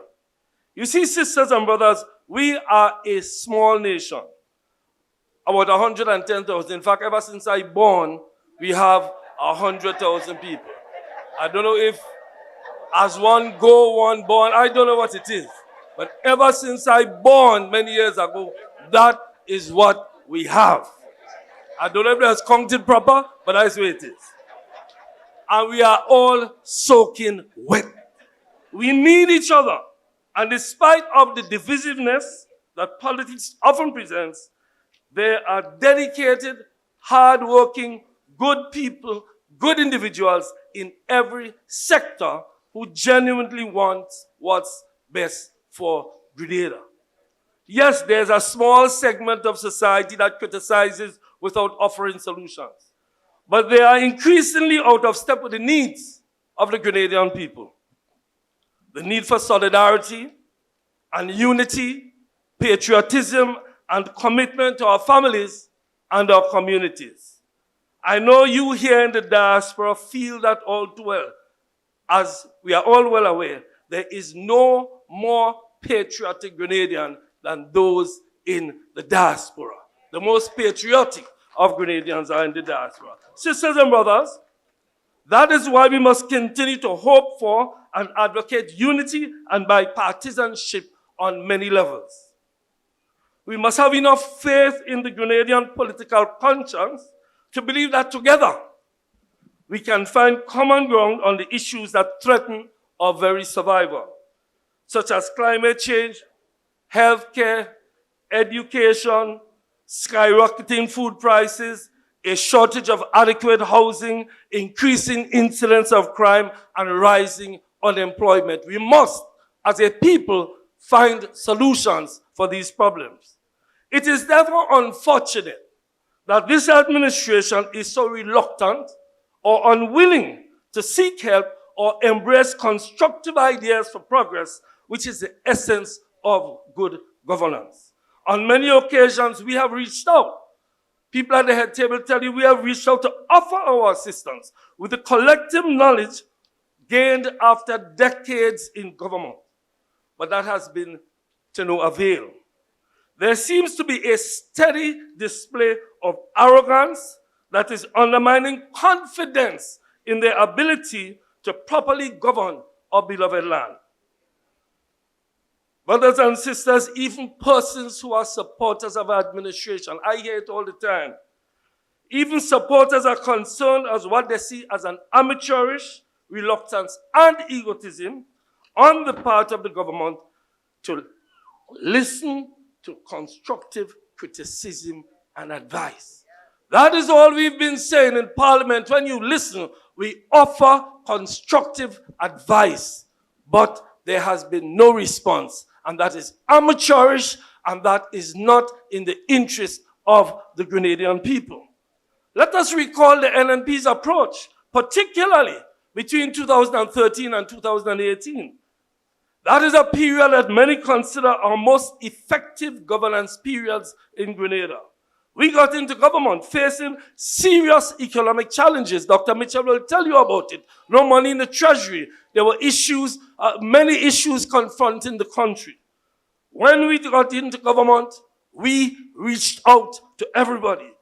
Yes, we had our missteps, but were humble enough to acknowledge them, correct course, and extend a hand of fellowship. All sectors of our society were invited to be involved in the process. And their participation was a major factor in getting us out of the difficulties that we faced. That is what good governance looks like, involvement of all of the people. Each misstep that you make offers an opportunity to regroup, lift each other, and continue moving forward together. We are called to support one another, especially during times like the ones we recently experienced with Hurricane Beryl. Friends, we live in an age filled with noise and distractions, but we must remain steadfast and focused on what truly matters: our livelihoods, our communities, and the future of our children. The issues we face are real and they are urgent. Let me for one moment express my solidarity with the sisters and brothers from Carriacou and Petit Martinique, from our sister isles. I want to say to Brother Cox that what is taking place in Carriacou is inexcusable. Many are waiting for the government's response still, as Brother Cox indicated, but my Brother Cox has addressed these issues, so I will say no more. Just to say to him that we stand with him and the people of the Sister Isles, and I want to join all the speakers who have expressed our absolute thanks to Grenadians in the diaspora. Grenadians in the diaspora at work again, coming to help rescue Grenada, in this case, Carriacou and Petit Martinique. Brothers and sisters, one of my first initiatives when I came into government in 2008 was the establishment of the Office of Diaspora Affairs in the Ministry for Foreign Affairs. It was one of my proudest moments. I have always advocated for the deepening of the involvement of the diaspora in the development of the country. As Foreign Minister and First Minister ever of Diaspora Affairs, in both the NDC, I was also Minister for Diaspora Affairs in the NNP. I advocated that the diaspora be given a place on the table. In fact, as part of our program, we held the first ever diaspora conference in Grenada in 2010. It was during that period that I coined the phrase the 16th constituency. Among the many proposals on the table at the conference was the appointment of a senator responsible for diaspora affairs, a proposal I still support. Just as a senator for the business sector, because the business sector is important, just as a senator for the agricultural sector, because the agricultural sector is important, and just as a senator for the labor sector, because the labor is important, so too there should be a senator responsible to represent the interest of Grenadians in the diaspora. Our diaspora communities must not be simply seen to be there to send us stuff when we need it, but they have no voice on the table of governance. They need a seat at the table of governance. Note that remittances, and the political leader who was Minister of Finance for many years will tell you that remittances to Grenada from the diaspora plays a significant role in our GDP. Without those remittances, Grenada will be in trouble. The diaspora, therefore, and I repeat, deserves a seat on the table. Of course, the mechanics of doing it, we need to work out, but we can work it out. In this regard, I want to ask this government, what is the state of the diaspora policy document that has been developed over the years? There was a document that was developed after years of consultation with the diaspora in London, the diaspora in Canada, the diaspora in Trinidad, diaspora throughout the world. There is a document there waiting to be implemented with many of these proposals. And I say this, brothers and sisters. You see, I lived and practiced law in New York for 10 years. I lived in Canada for 5 years, and I lived in London for 5 years. I lived and took an active role in all of these Grenadian communities. So believe me when I tell you that the further you go away from Grenada, the more Grenadians become patriotic. We just have to recall the responses in Ivan and the response in Beryl. And I say all of this to say thank you to the diaspora, but I also advocate on your behalf to get involved in development. If you are paying the piper, you must at least call a couple notes of the tune. And that is what I believe the diaspora should be advocating for. Not just when we need something, we sell and tell you, but you must have a voice on the table. Of course, we'll have to work out the mechanics because we can't have elections up here and elections down there for that. So that is why I say a senator, not an MP, a senator. I want to clear that up, not, the argument. A senator who will be appointed. Brothers and sisters, I have a limit on time, but I cannot leave here today without commenting on a love relationship that developed late in my life. The love I developed for the agricultural sector. I must say a few words on that. Growing up in the city, as my brother Andre said, I didn't know much about agriculture.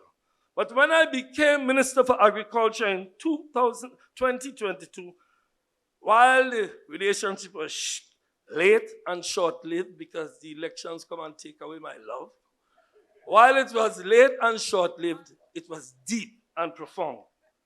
It was very rewarding in the sense that I developed very close relations with farmers, and I got to understand how farmers think and why it is so difficult for them sometimes, and I developed a deep understanding of the agricultural sector. Agriculture, we always say, is the backbone of the rural economy, but I believe that agriculture is both important to rural and the urban economy. Agriculture is important to the development of the country, and that is why it is so sad that this sector has been neglected, putting our food supply at risk and leaving farmers vulnerable. In the wake of Hurricane Beryl, our farmers need our support more than ever. Agriculture isn't just about crops. It's about intertwined with shelter and overall security for all our families. We welcome the recent payouts made to farmers. We welcome that. But much more needs to be done. One of the issues that we are confronting is that many farmers, having dealt with Ivan, having replanted their crops and this now devastation of A whole lot of our tree crops, thousands of our tree crops down, many of them are considering leaving the sector. Ivan and Beryl tore something from their hearts. Several weeks ago, brothers and sisters, I made a call for a national conference to discuss the future of agriculture in the country. Every year, every decade we talk about agriculture. We need to sit, have a national conference on agriculture and decide how we are going to develop the sector. But I want to add, there are some issues that must be addressed. What is the position of the marketing board?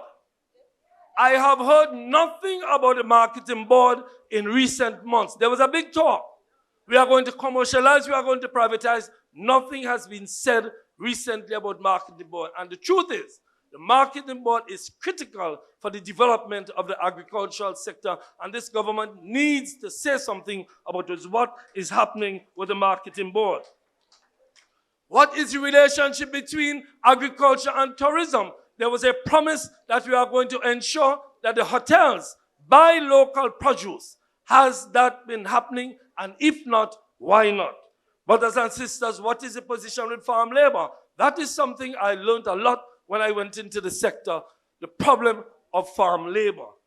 Brothers and sisters, I say here this evening that the agricultural sector needs to be given more importance. And it seems to me, based on what I've been hearing, agriculture seems to have been abandoned. Brothers and sisters, the issue of security, my sister Kate said a lot about it. There is a rise of crime and violence. My own constituency, the town of St. George, has had its share of incidents. As a representative of hard-working families, I see this issue daily. I feel the pain of the parents, particularly mothers, who despite their best efforts have to confront the issue of their kids' involvement in crime. Some have died and others are in prison. We need to take back our communities. This includes collaboration at all levels of our society. And we need to address the concerns of the most vulnerable. We need to ensure that qualified professionals, not political cronies, staff our rehabilitation facilities, and that our police force is supported in the critical work. I know the political leader will address the issue of the police force. We must bring social community partners on board, including the churches, the NGOs, the schools, the homes, the youth, and other interested groups. I commend the Grenada Bar Association, the Association of Lawyers, for the work they are doing in helping youngsters stay away from crime. I commend the judges and magistrates who are all trying to find solutions to this problem. But extremely important in this regard are the programs that the government normally has for young people. And again, I don't want to repeat what was said by Sister Kate. There are a lot of programs, the Empower program. I go to court all the time. And I see young people, the judges, the magistrates trying to find productive things for young people to do, and they are not finding any. And that is why what Sister Kate said was so critical. So I spend most of my days in the courts with magistrates who lament over the fact that there are no programs for these young people. History has a way of jolting us into action, brothers and sisters, often when it's too late. When we turn a blind eye to our people's frustrations, needs, and cries. Today, I urge the government of Grenada to join hands with all concerned citizens to act swiftly before these growing challenges of crime and insecurity spiral out of control. Friends, as we stand at this critical juncture in our nation's life, how do we proceed to define our legacy? I am here with you in this fight. My only interest is the well-being of the people of Grenada. The NNP is committed to being your voice and advocating for families and communities throughout the island state. Let us stand together, vigilant and engaged. Your involvement is necessary for democracy to flourish, and your voices must be heard. Brothers and sisters, we are more than just citizens.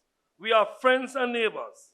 While we may be different, we may have different visions for our future, our ultimate goal is to create a brighter tomorrow for all. So tonight, I thank all who answered the call of a united and engaged Grenada.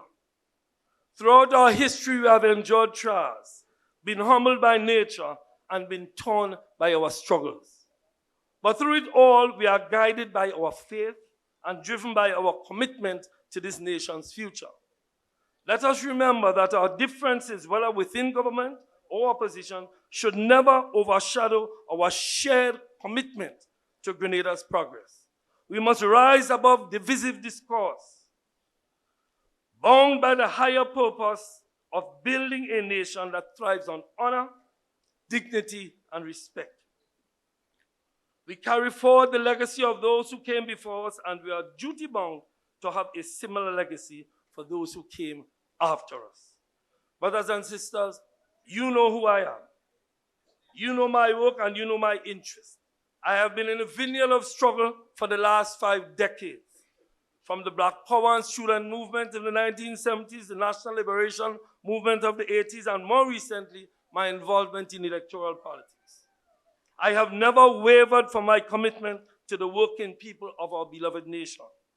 When I joined the NNP, I did so because I was convinced that the NNP was the best party to spearhead the development of Grenada.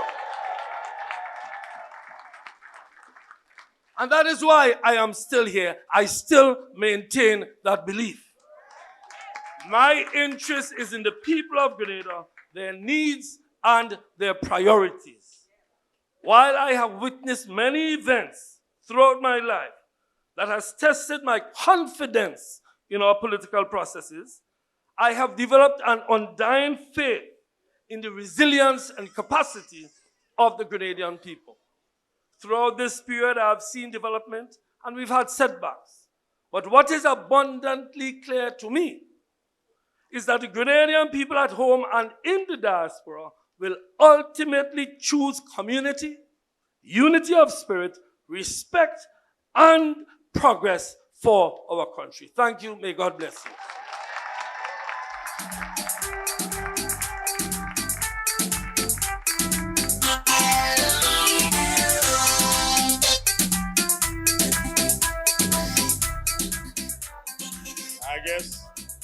I guess the tongue boy can speak. Let's make some noise for the tongue boy.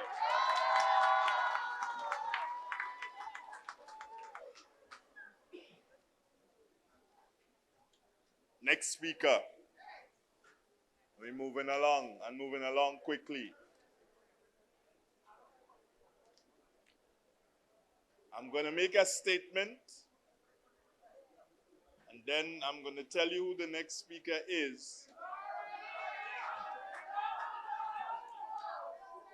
However, when I make this statement, she is going to explain that statement to you. And the statement is youth for and in development.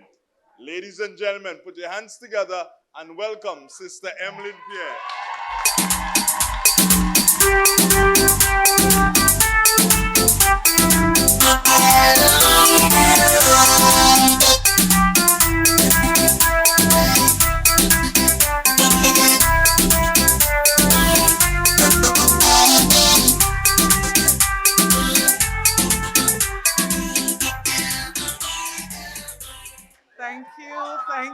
Thank you. All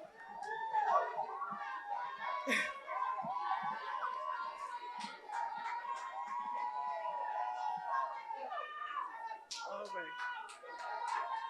And I'm sure everybody realized we have some bad behaved people in here. Political leader of the New National Party, Dr. the Right Honorable Keith Claudius Mitchell. I wish to recognize my distinguished colleagues at the head table this evening. I recognize also Ambassador Denison Twine, who has done so much for our beautiful country, and his special guest this evening. I recognize too all of those who have joined us virtually this afternoon, our brothers and sisters at home, and those who are here in the diaspora. and of course you, the beautiful people of Grenada, Carriacou, and Petit Martinique in the diaspora. I say this afternoon, it is such a joy, such a pleasure to be with you. And I recognize all of those who have come, St. Andrew Southeast. And I recognize friends and family who have joined this afternoon. It is difficult, very, very difficult, to travel all the way from Grenada and not have the opportunity to say, NNPites! NNPites! NNPites! I'm done. Brothers and sisters, as we engage tonight, I want to pause to specially recognize you.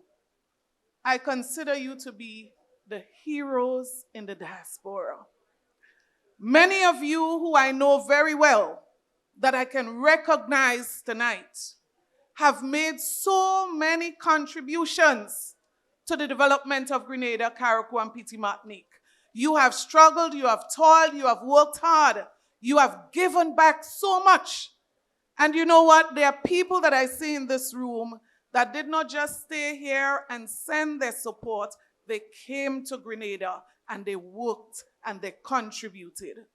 But this evening, I want to specially recognize those of you, as Brother Cox would have said, who have contributed so much thus far to the relief efforts after the passage of Hurricane Beryl. And I want to especially thank you on behalf of our party, on behalf of our country, on behalf of the team in Carriacou that Brother Cox has led so well, and those who have worked along with him to bring relief, work day and night, all of those who are involved in the Meals on Wheels and all of those programs that have worked so hard and so well. Brothers and sisters, as we engage here tonight, our country stands at a critical juncture. People from every sector and strata of our society are voicing their concerns about the direction that our country is heading. Many of them fear victimization and are afraid to express themselves openly. Many are indeed disappointed with this new administration that has strayed so far from the election promises.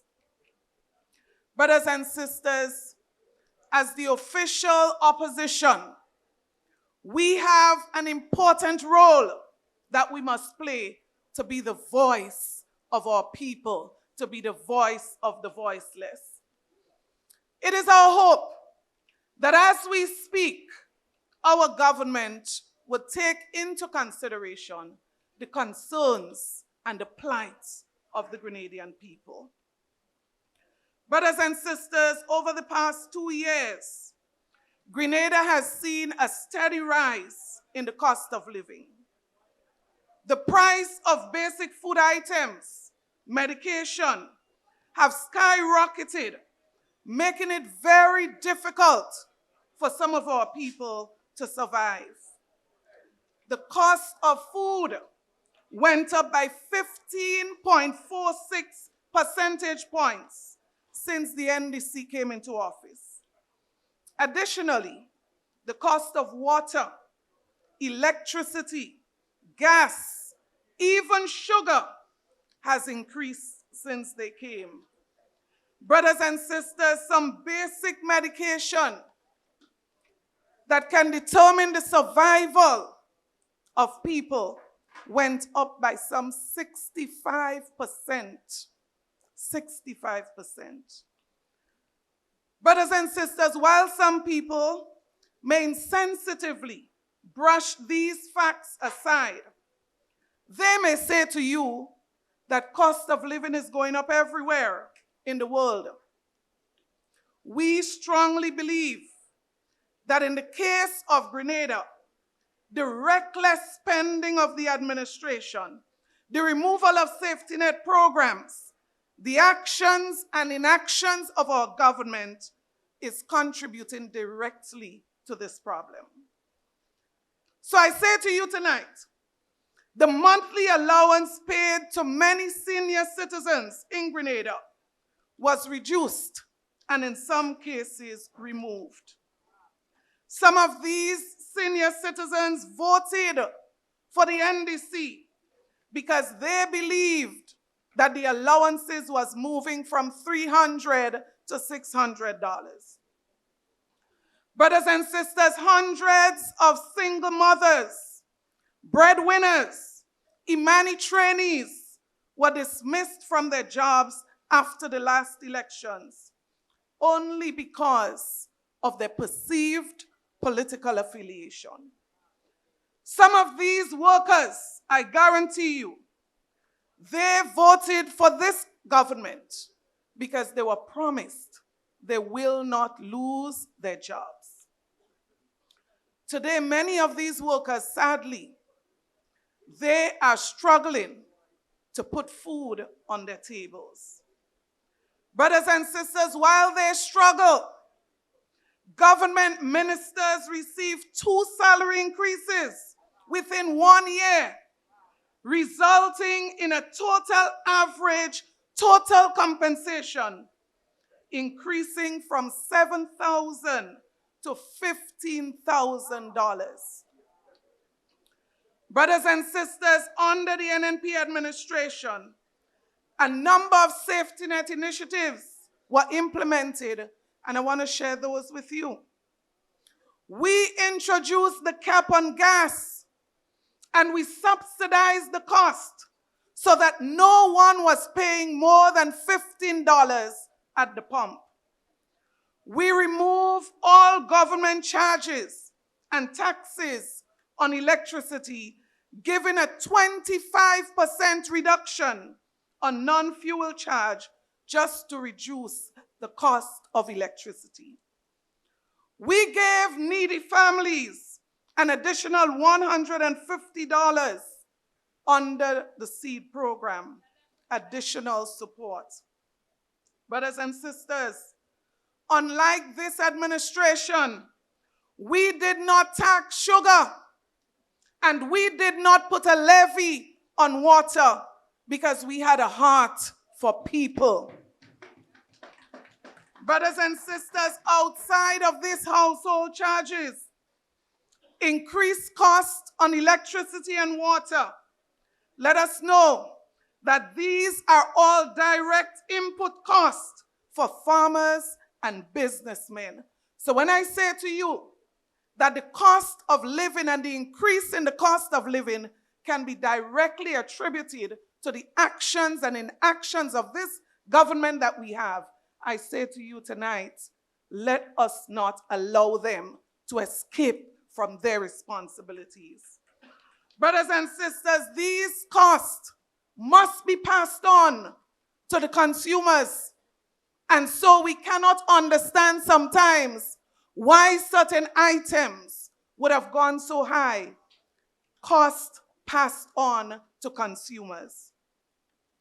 Brothers and sisters, further, we did not increase the rate of NIS during our time, COVID-19 pandemic.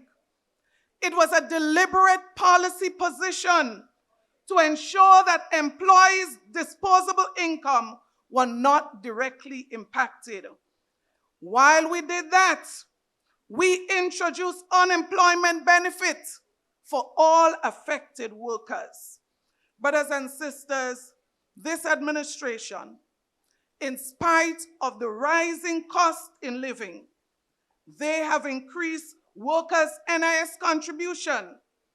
And on top of that, intends to add another 3% for public officers. Where is the heart? Where is the heart? Brothers and sisters, this administration appears not to be concerned at all about how cost of living is affecting the ordinary man. Another burning issue at home is the issue of housing. As you know, our administration would have built some 600 units with the support of the People's Republic of China. Brothers and sisters, I say to you tonight, the sole purpose was to provide affordable housing to ordinary, low-income, no-income families. Today, sadly, our government is demanding that families get a loan to pay for these units up front. Furthermore, we are reliably informed that some units are being purchased by individuals who already have a home, only with one intention: to use these units for business purposes. How sad. But you know, brothers and sisters, what is even more heartbreaking is that the NDC government refused to make these units available to people who would have lost their homes during the passage of the hurricane. How sad. Many of our people, and Brother Cox would have alluded to that, are still living under substandard conditions. Wetting, literally wetting when it rains. Where is the heart? Brothers and sisters, but you know what?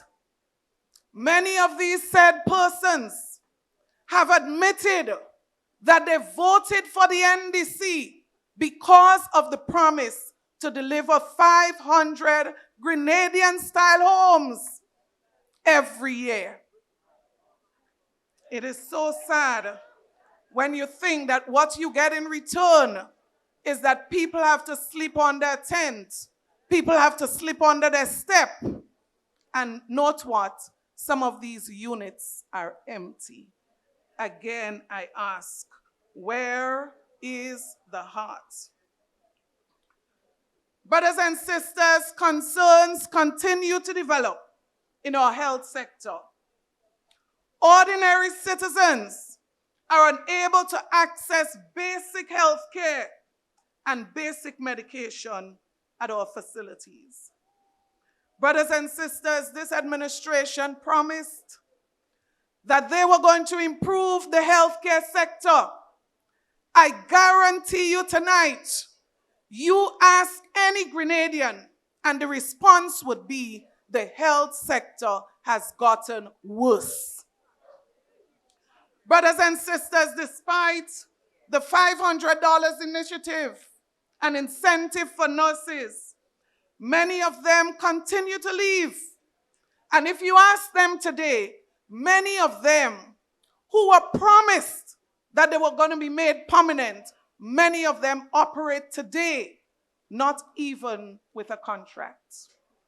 Brothers and sisters, as I said in some meeting earlier, many of these nurses are petrified because they are hearing about the plans to statutarize our hospital.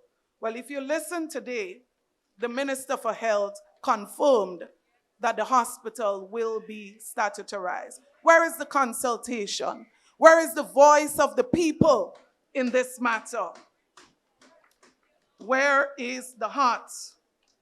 Brothers and sisters, many also voted for the promised pension, not even realizing that NNP was already paying pension to some 2,200 retirees, an annual budget of $75 million.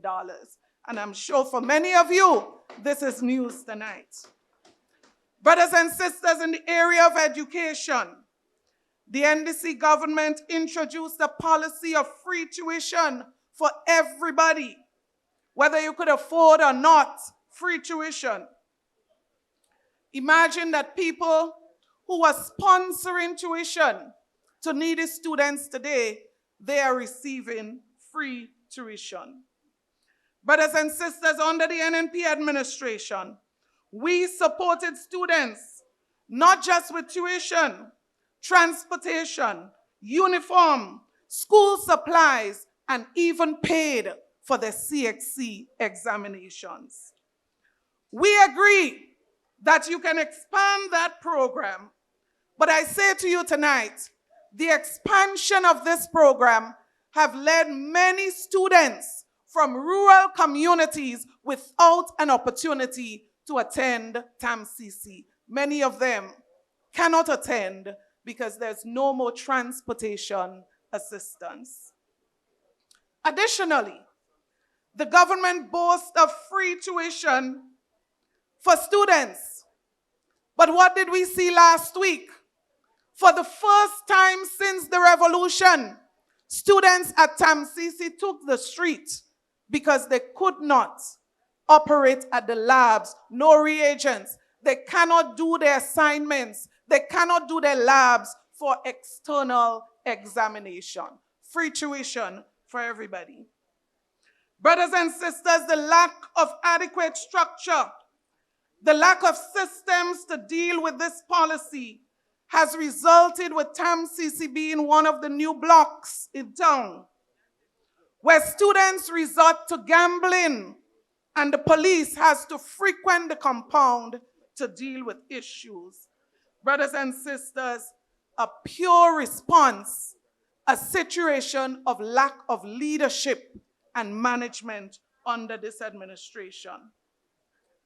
Brothers and sisters, the government went further to introduce a policy that says students at secondary and primary schools must pay no fees. We have no problem with that policy, but you got to get it right. Brothers and sisters, the late payment to schools have resulted in schools not being able to function adequately because of this new policy. So parents are begging, teachers are begging parents to bring brooms and mops, basic supplies that they're unable to access. Let us not talk about the free meals program. Schools collected historically $1 per child. Brothers and sisters, you know it. The government introduced a policy which restricted parents from making this contribution. And what is the result? Poor leadership, no planning. Many schools had to abandon this program for weeks because they had no supplies from the government to feed the children. Brothers and sisters, it is so unfortunate the kind of way that this administration is taking leadership and management of so many sectors.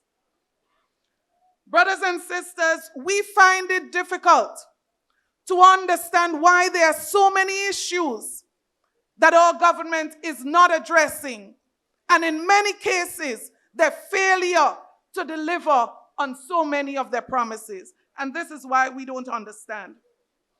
You would recall the government boasted of receiving some $500 million when they went to the Treasury.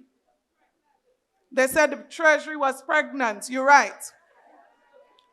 On top of that, brothers and sisters, this administration would have sold over 8,500 new passports under the CBI program since they get into office. But you know what is interesting about this figure? 8,500 plus. That amount in 2 years plus is more than was sold during the entire period that the NNP would have presided over this program. The same people that would have attacked this program so viciously. But brothers and sisters, they would have raised revenue of over $1 billion from this program. And so we continue to ask them, why is it that St. Vincent could report the construction of over 1,000 houses in St. Vincent? And Brother Cox said to you, not one yet in Carriacou. Not one. Brothers and sisters, we say to this government, you received on top of that 500 million, 1 billion. On top of that, you receive 118 million payout from the CRIF program. And that is complement the new national party that would have signed on to the CRIF program. We say to the government, why is it taking so long to respond to the people of Carriacou and Petit Martinique?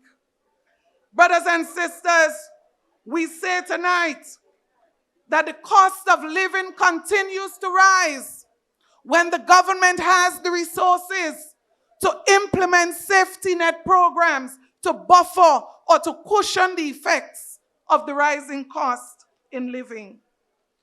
So we are calling on the government. We continue to call on them. Reduce wastage. Reduce travel. Cut out some gala. And make sure that you respond to the needs of the people of Grenada, Carriacou, and Petit Martinique. We say to the government, it is time to settle down and to mind the business of the people, because that is what they elected you for, to take care of their business. We say to the administration, the NNP team is ready. We have done it before. We are prepared to do it again. We are prepared to rescue the people of Grenada, Carriacou, and Petit Martinique. Because when the people call, we always ready to answer. So I say to you tonight, under a new National Party administration, we are going to continue to take care of those people who cannot take care of themselves.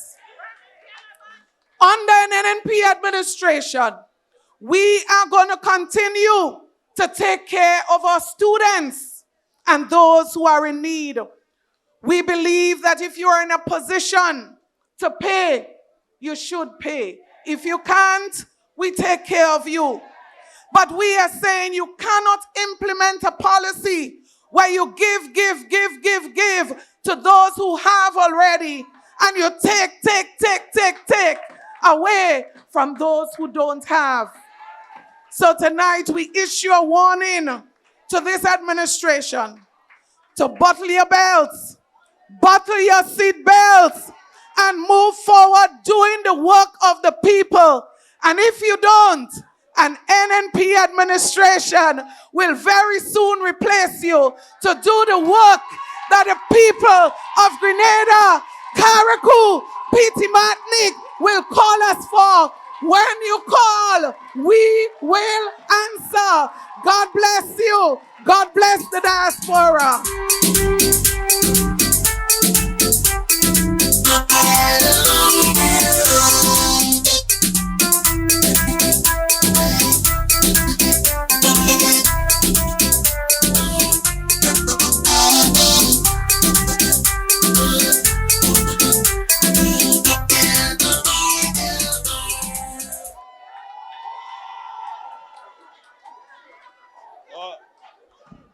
Hear me, Mr. DJ. Mr. DJ. Play that again for them people and them from Telescope. Play that again for them Telescope.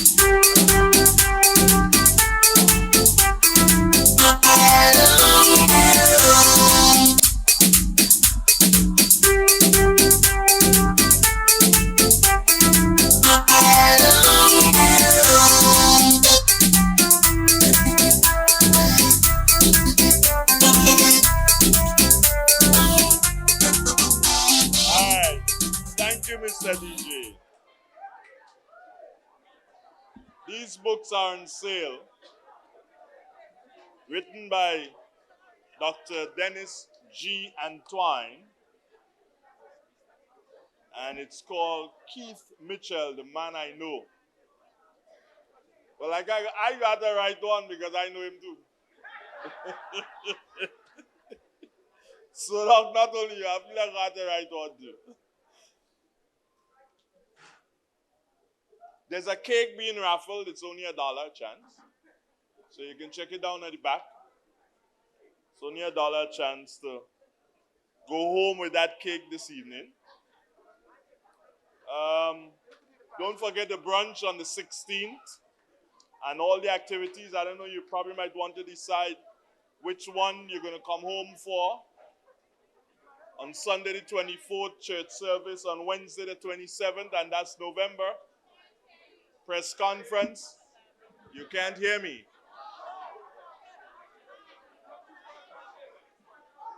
Say again. Oh, those at the back. That's what Rum does do.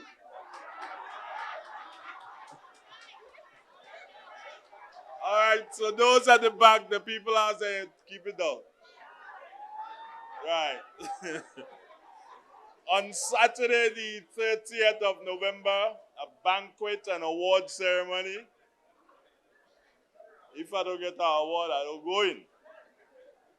On Sunday, the 1st of December, gospel concert and a mass rally. And on Tuesday, the 3rd of December, that is the day I like, wear green day. Whether you're up here or you're down there, or you're in Carriacou or you're in Petit Martinique, it's green on Tuesday, the 3rd of December. With all the talking, I have never done this before. Not the talking thing. I have never had an opportunity to introduce the next speaker in anything. Hold on. Listen to me carefully, you know. So your boy will do so and organize himself and say, well, I introducing him tonight. Papa, yo, they say no. They say no. They send me some information. I have to read it from my phone. But I like this.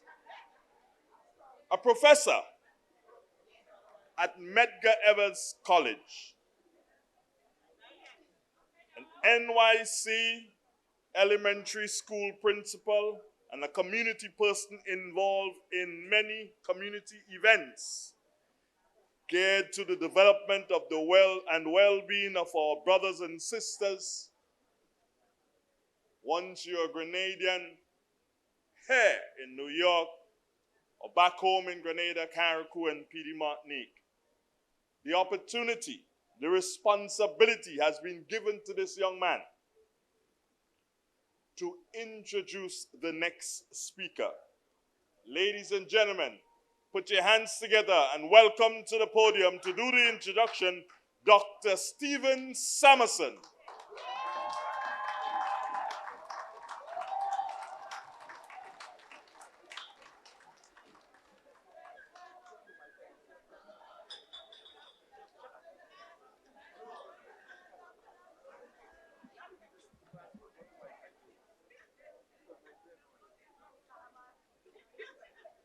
With protocol being established, let me say good night to the head table. NNPites. Good night, everyone. I'm going to try to be as brief as possible. I'm not afraid of microphone, so I can go on and on and on and on. All right? As the chairperson mentioned, I'm a community person, so I do this a lot. But let me take the opportunity to introduce to you tonight someone who you know, but I'm going to try to do that from a different angle. As I try to put this together, I tried to find many words or phrases that describe this individual who I know from, of course, observing the political scene. And the one word that came to mind was dynamic leadership. Dynamic leadership. And permit me to read you a couple of items from the Google Dictionary. It says, dynamic leadership is in a management style that helps businesses adapt to change and navigate uncertainty. And I want you to listen to that word, uncertainty. because tonight we heard about a lot of uncertainty. Dynamic leaders are able to, one, adapt to change. They can adjust their plans and strategies as needed. They can lead through difficult times. They can bring their team together to tackle challenges. A dynamic leader fosters positive change. They can create a favorable environment for employees to be productive and innovative. Dynamic leaders are not just willing to be flexible, they are actively motivated to be flexible in all aspects, socially, intellectually, and emotionally. Leaders with flexibility seek a balance between their own interests and those of the organization, its interests, and its people. And here tonight, I'm introducing you to that dynamic leader. And we're going to do it this way. When I read a couple of items, I'm going to ask the question who it is, and you're going to tell us who that person is. Can we do that? He was born of humble beginning in the community of Brizan, St. George's. Do you know who that person is? Call his name. The longest serving Prime Minister of Grenada, holding the office for more than 22 years. Who is that person? He's the current leader of the new National Party and the leader of His Majesty opposition in the House of Representatives from 2008 to 2013 and 2020 to the present. Who is that person?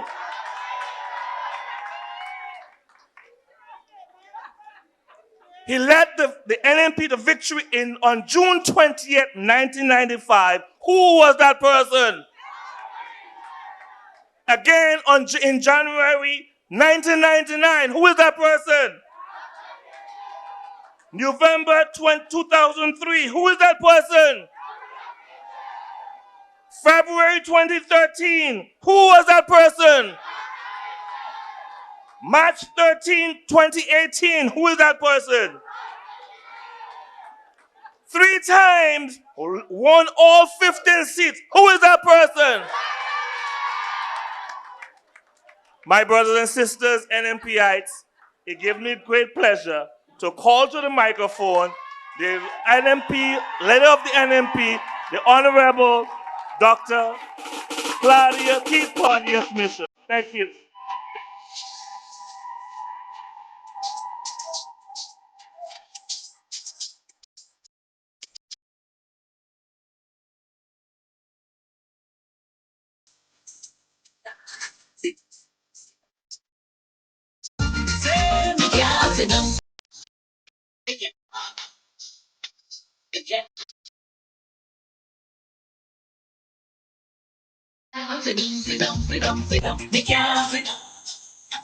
Sit down, sit down, sit down. Oh, you can't sit down. Let's sit down.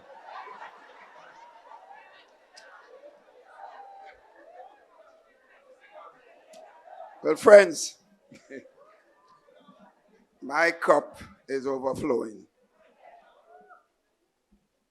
First of all, let me thank my brother for his introduction, of course, to Andre for him, and to, of course, looking at this table here tonight. You see this table? It's a special table. That's a special table. You'll see a lot more of this table in the future. Brother Cox, Brother Dwight, Sister Kate, Sister Emilyn, and Brother Peter David. Friends, you wonder why I say my cup is overflowing? They're going to tell you why before I leave the podium tonight. I am not going to keep you long because I'm so moved by this tremendous turnout. I have been in this vineyard of the political life of our country for 40 years. As you know, I left Washington, Howard University in 1984 and returned home. And I've seen a lot. The experiences I have helped me in many ways to watch and be involved in the development of my country. But friends, we lost an election in 2022. And let me make the point, because I think it's important. We did not expect to lose. It's a fact. But we lost. And as serious Democrats, we accepted that loss. But friends, I just want to advance a few reasons for that loss. Just for the record's sake, because there's so much have been said.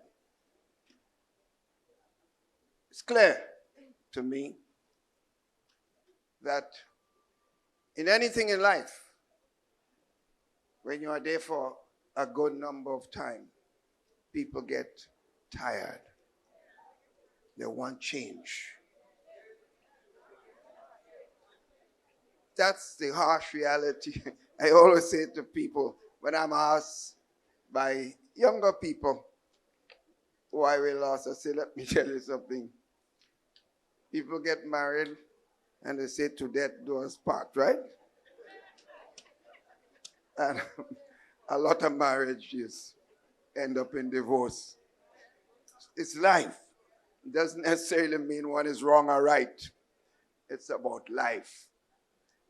But I think also the fact is, after 215-seat victory, a number of people felt, despite the fact that the NNP did not misuse the governance in governing the country, did anything against the fundamental principles of governance. People felt that they wanted opposition. Some people actually voted to give us an opposition. And the fact is, the NNP itself were complacent.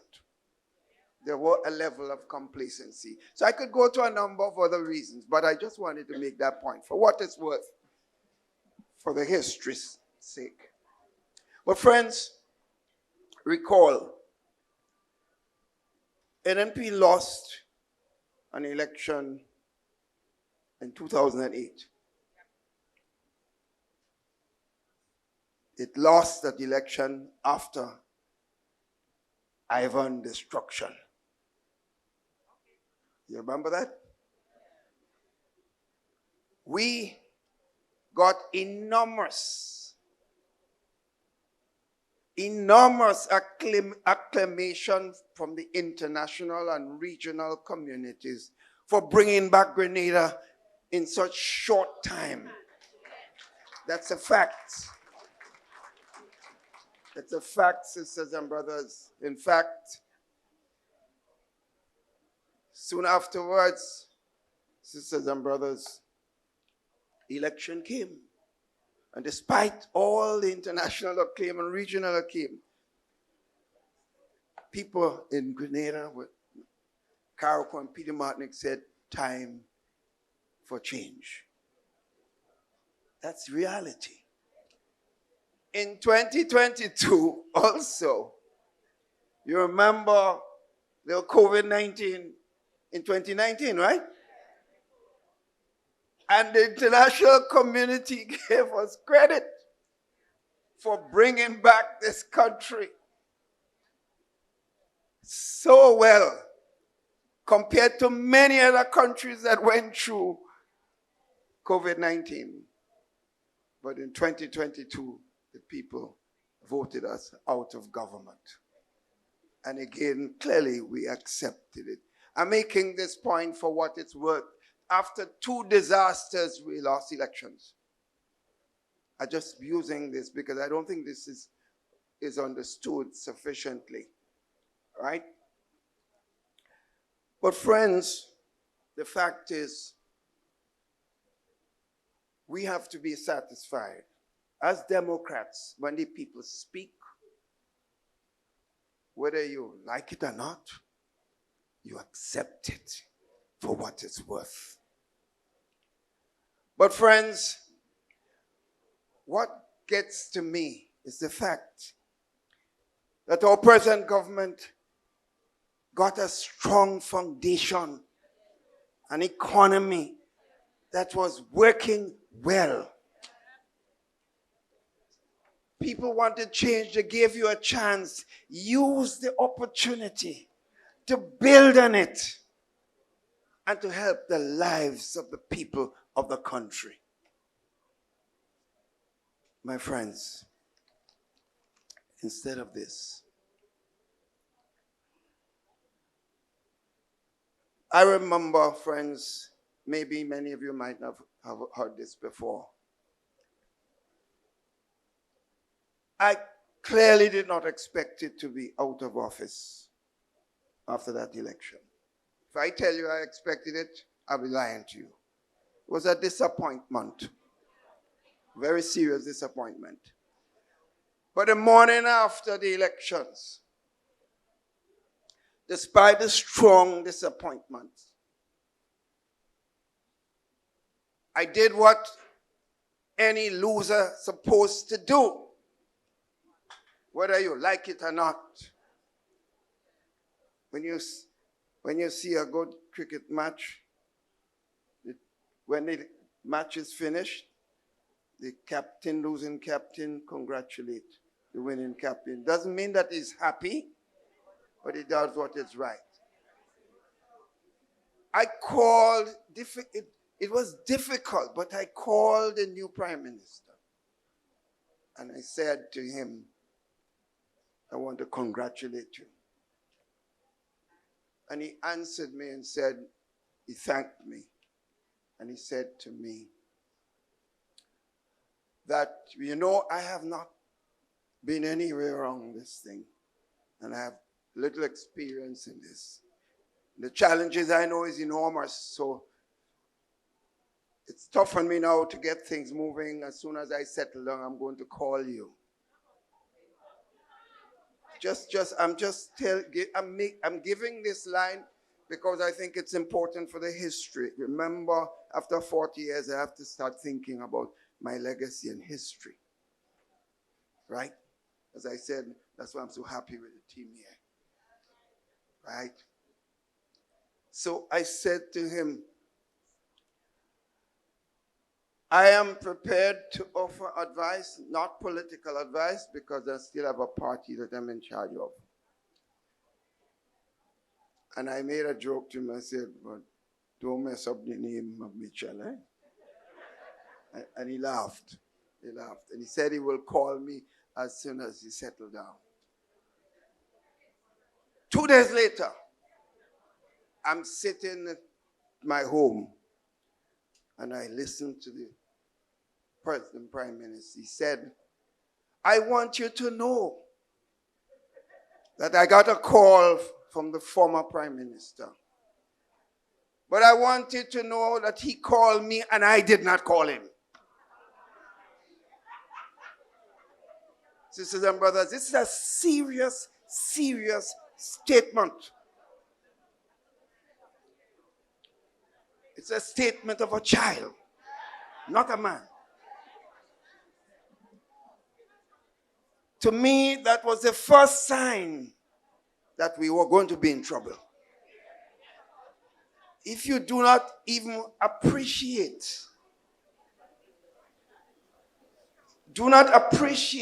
the principle of that call, it tells you we're not yet ready for bringing people together and managing the country. So, sisters and brothers, you see the level of incompetence that is taking place in our country. It is heartbreaking for anyone who loves our country.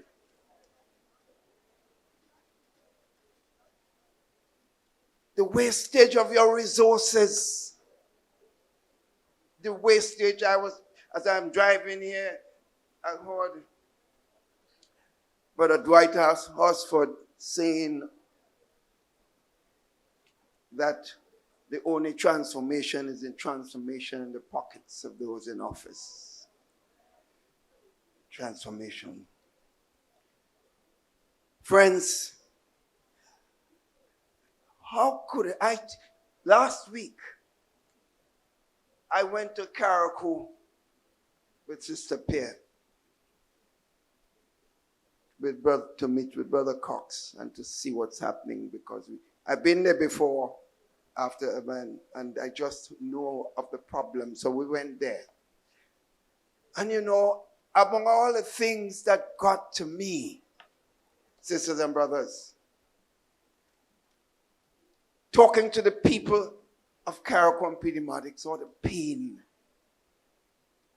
The pain. Talking to them about the sufferings. And I know, let me tell you, I know Carriacou and Pediatrics, one of the proudest people throughout the Tri-Island state of Grenada, Carriacou, is Carriacouians. They don't beg you for nothing. I know that historically. And I feel that pain. I can't understand how these guys, you are in charge of a country and there's no love, no empathy, no consideration for suffering of people. But friends, I heard about this. The playing field was made a dump. And those of you who do not know, sports is deep down in my DNA. Right? At 16 years old, I played cricket for Grenada. At 16, I played for Captain Grenada and played Windward Island cricket too. And as a sportsman, I follow sports all over the world. And here you have a playing field. And the dump, the trash was taken and placed in the playing field. So I asked to visit the place. And when I reached there, the tears came off. I can't understand how, with all the lands available in Dumfries and other places, a good tractor can clean up a place. You take the trash and the dump in the middle of Hillsborough, the tongue of Carriacou, in the only playing field in the heart of the tongue, with Hillsborough Government School and 3 other schools around there, the children has to play. Friends, if you don't know this, a real growth of a child is not only about the academic thing that you teach them in the classroom. The physical education is a critical component in the building of that child. And so I confronted one person who was apparently close to the minister. Doc, don't worry about that.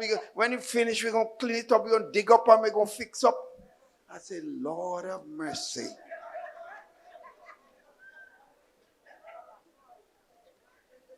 Sisters and brothers, we are in trouble. We are in trouble.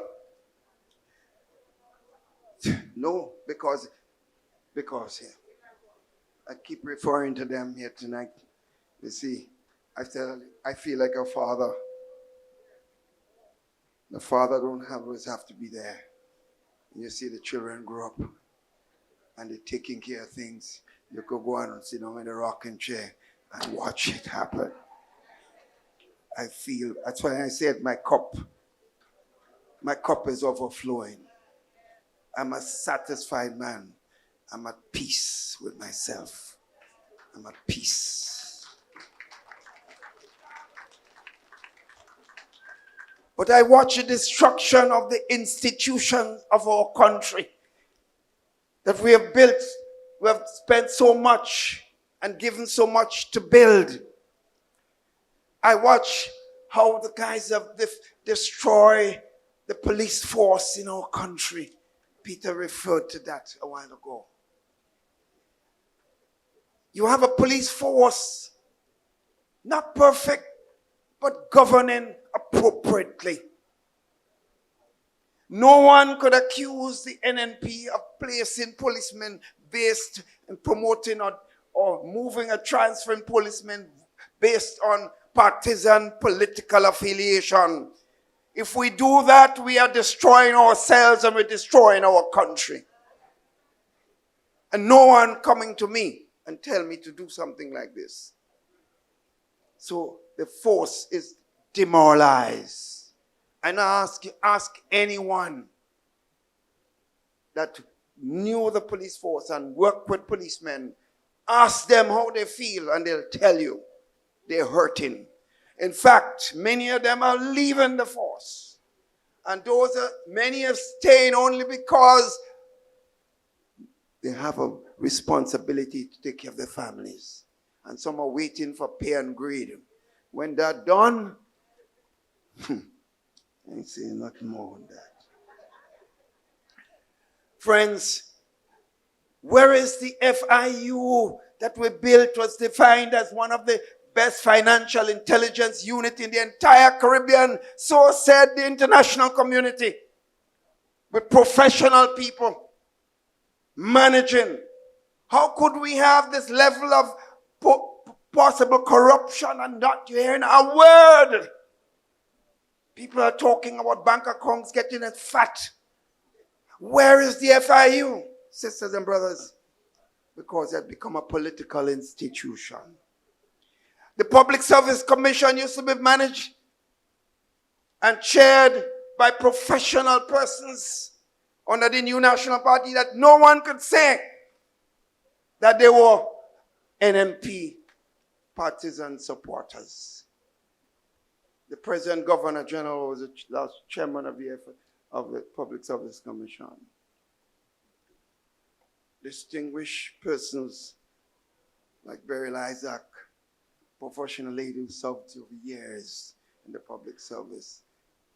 No one can tell me they know where she actually voted. No one. But today, sisters and brothers, the Public Service Commission is almost like a political led and creating a situation where public servants now are being pressured based on politics. People are being investigated and transformed based on their perceived political affiliations. Sisters and brothers, I'm going to speak about those things. I don't care who is vexed, because it's my country I'm talking about. Sisters and brothers, and many other institutions are going down that route. Friends, I want to say this. You heard the team members speak today about how the NNP governed the country. Sisters and brothers, in that period, sisters and brothers,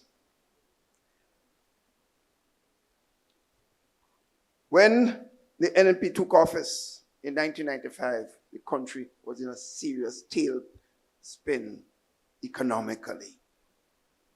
We brought the country's economy forward because we removed income tax. Everybody said it was wrong. The country would suffer. I remember the Eastern Caribbean Central Bank leader at the time, Brother Dwight Hosford, said that it was a big mistake and the economy would falter. Many international institutions were not happy. I said, when the people have more money in their pocket, they will spend it and create opportunities and the economy will improve. The economy in Grenada during that period, 95 to 99, went over 5% every single year. And those who criticized backed off and gave credit for that vision, sisters and brothers. The country was moving forward, sisters and brothers. When we NNP lost government in 2008, the economy suffered again. When we came into government, sisters and brothers, we had an empty treasury, and I have to repeat this over and over. When I went into the Ministry of Finance, and public servants' money supposed to be paid, it had been made up by the 28th of the month. No money to pay. I called friends in the region, and they said the only person you could call on is the Prime Minister of Trinidad and Tobago, who may have the monies to lend you at this time. So I called Kamala Besessa, and we were able to get $20 million loan to pay public servants and to do the basic things in government. Absolutely no money in the treasury, sisters and brothers.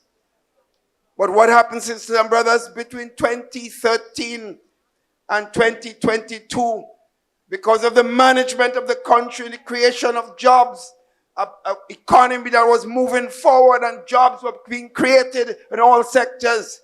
When we lost government in 2022, there were over $500 million in the treasury. And the guy said, they said the treasury was pregnant. Well, I don't know much about pregnancy. The ladies here will be able to tell you about pregnancy. I don't know much about that at all.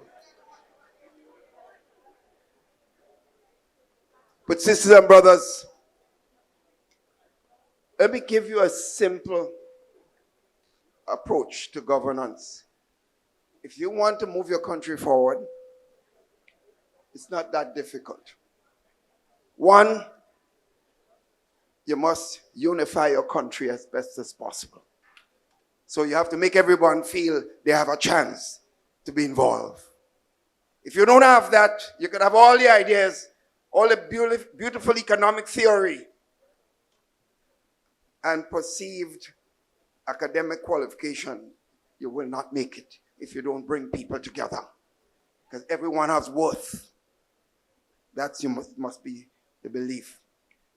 So you must have unity. So NNP did everything possible to bring people together.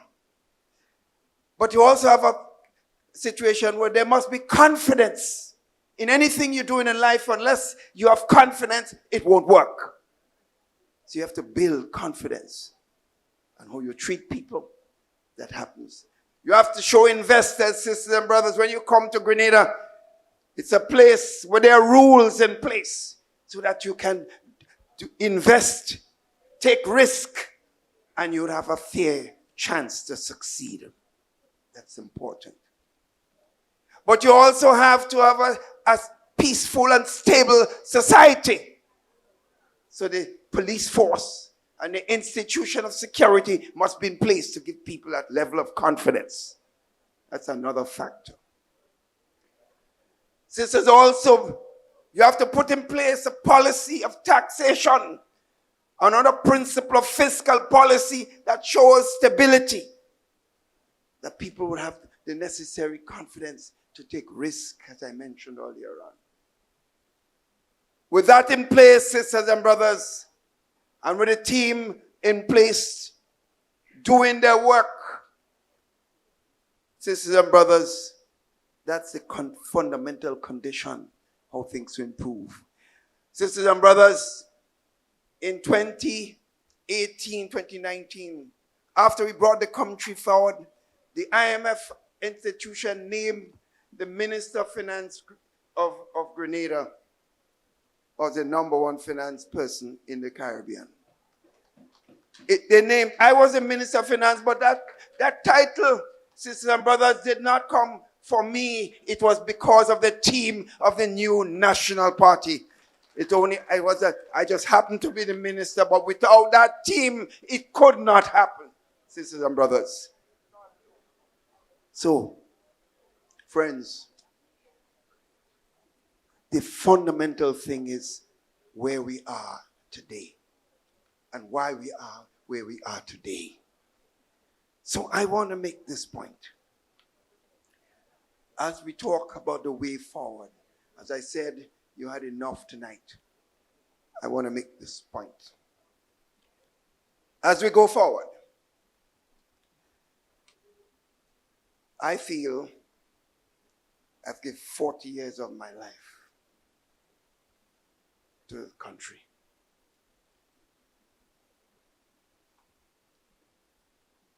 I was better off financially in 1984 than I am today.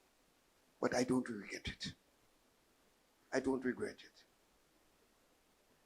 Because service always comes with a price. If you care, it comes with a price. So, I believe that the NNP, with a team in place,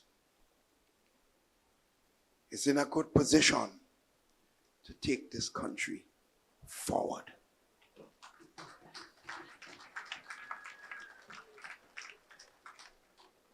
Friends, it comes a time in one's life that you have to do what you consider to be right. I am not perfect. I've never said to anyone that I'm perfect. I'm a sinner. But I have conviction. And I believe, sisters and brothers, that a team of the NNP is in place. And with my support, I believe they are ready to rescue Grenada, Carriacou, and Petite Martinique.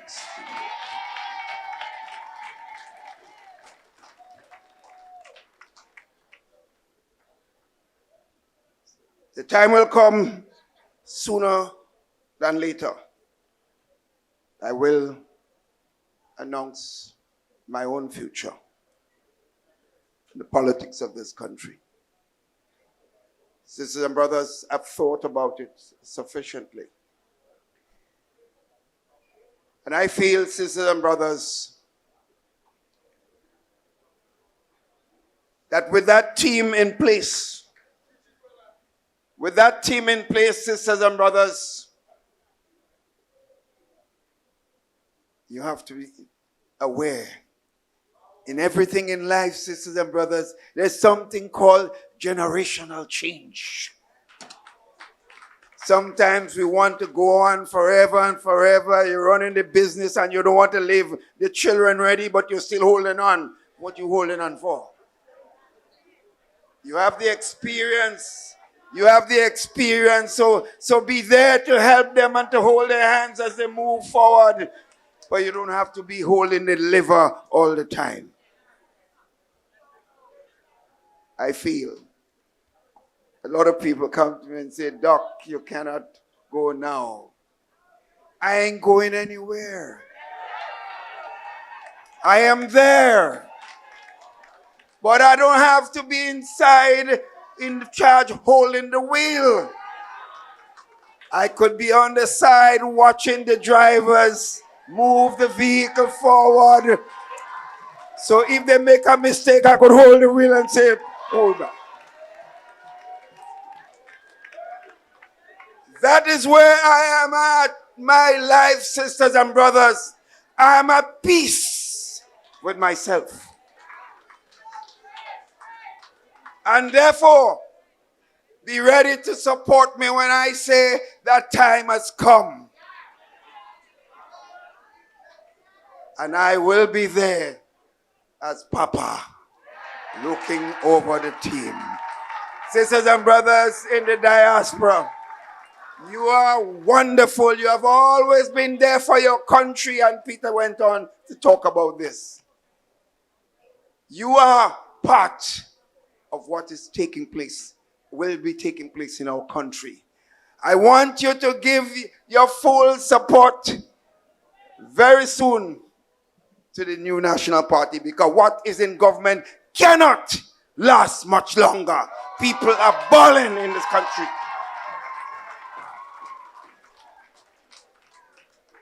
I believe, sisters and brothers, we have been having a lot of zonal meetings. And I believe the one thing you must never do in life as a leader or party, leading anything, is to allow the people go ahead of you. And I'm afraid if we don't do something now, the people will move ahead of us. Sisters and brothers, the time will come, I believe we must have a major march in Grenada, Carriacou, and Petit Martinique, sisters and brothers, to let this government know that the rescue mission has to come now. The people cannot take it anymore. You have to take back your country, sisters and brothers. And I will be there as Papa, watching that team rescue Grenada, Carriacou, and Petit Martinique. Thank you. I love every single one of you.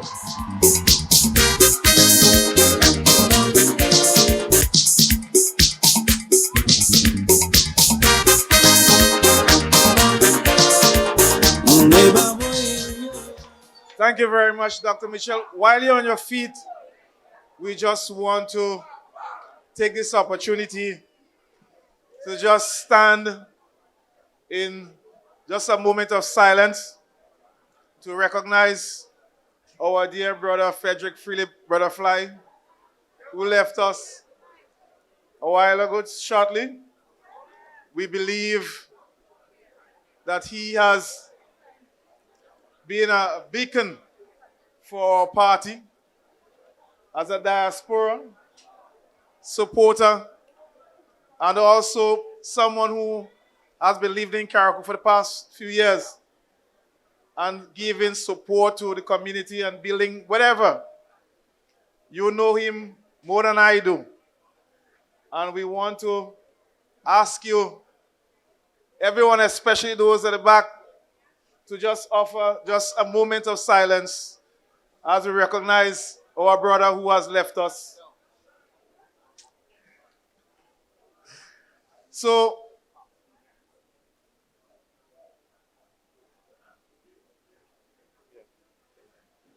we also, and I just want Dr. to come because the dear friend of Dr. Mitchell, we also lost Brother Maguire as well. And we want to stand in a moment of silence for our two dear brothers.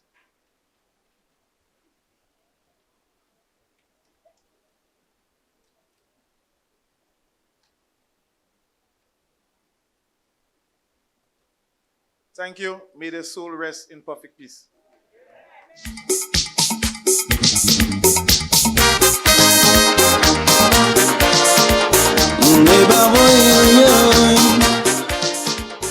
Thank you very much. I just want to take the opportunity. We have recognized Dr. Twine here with us. Are you hearing me now?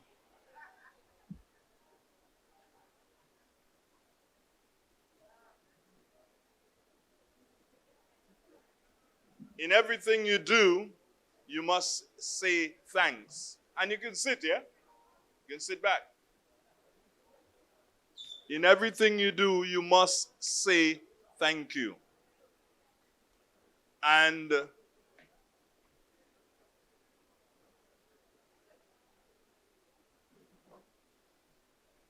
the support group, the New York support group, have selected someone who will be saying thank you to you for coming here this evening. Ladies and gentlemen, put your hands together for Miss, is it Cato?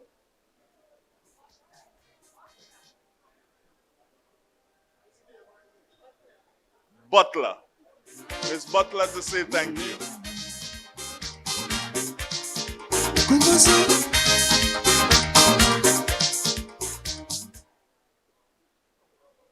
A pleasant good evening to everyone here present this afternoon. It is my task to say thank you to you. But first and foremost, we, the NNP New York chapter, would like to extend a special thank you to our invited guests at the head table. the Honorable Kate Lewis, Honorable Emilyn Pierre, Senator Dwight Hosford, Senator Noran Cox, Honorable Peter David, and Dr. the Right Honorable Keith Claudius Mitchell, political leader of the New National Party and the opposition leader, for taking the time out of their busy and tedious task to be here with us this evening. Not just to see our beautiful faces, but you bring good news, letting us know what is going on in our beautiful tri-island state of Grenada, Carriacou, and Petit Martinique. We want to say we thank you and we appreciate you for being here this afternoon.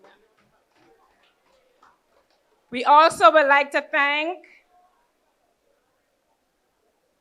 the executive members of the New York Support Chapter who worked together as a united team to bring this event here today.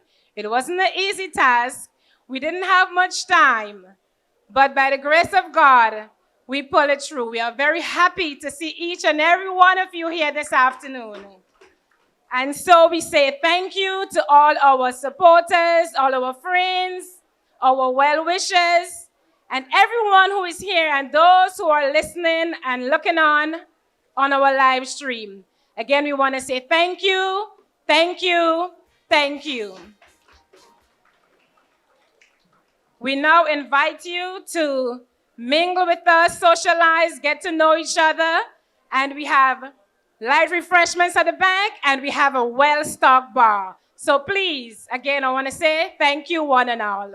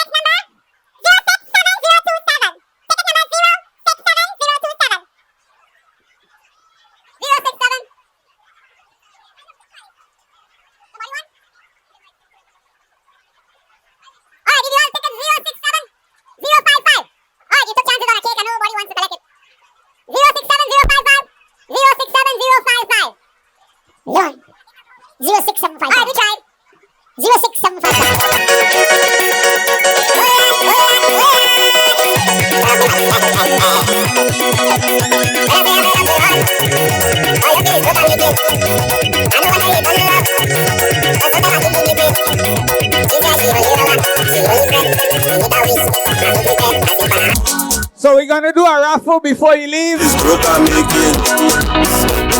We call in your ticket number.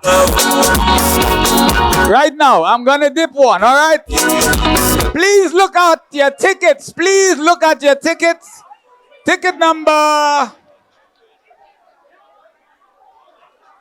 067015. 067015. If you have ticket number 067015, please come see me now. You have 2 minutes.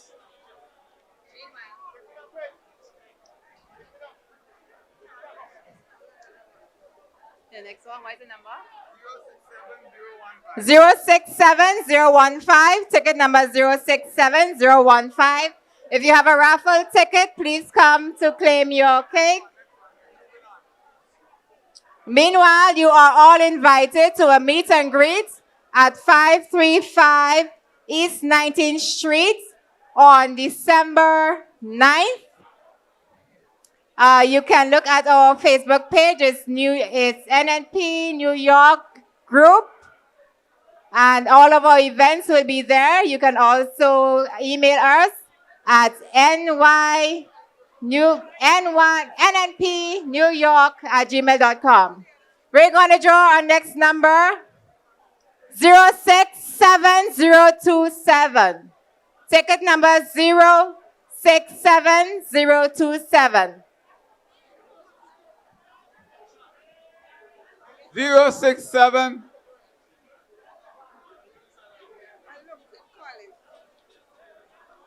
Somebody want?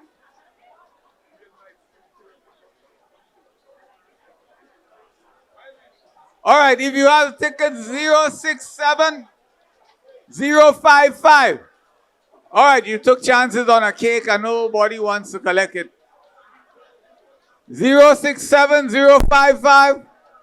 067055. Yeah, man. 06755. All right, we tried. 06755.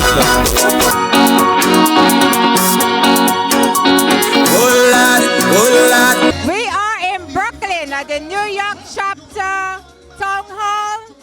We're having a wonderful time. It was a great turnout. We're very excited. A lot of our questions have been answered. And the spirit is just alive, it's vibes, NNPites all the way. Hold strong, Grenada, hold strong. The rescue team is about to rescue y'all. Let us all stick together. Stay firm. Spice Massive, Grenadians, we love you from New York. Brothers and sisters, stay strong. Stay strong. The rescue team is coming. Thank you very much.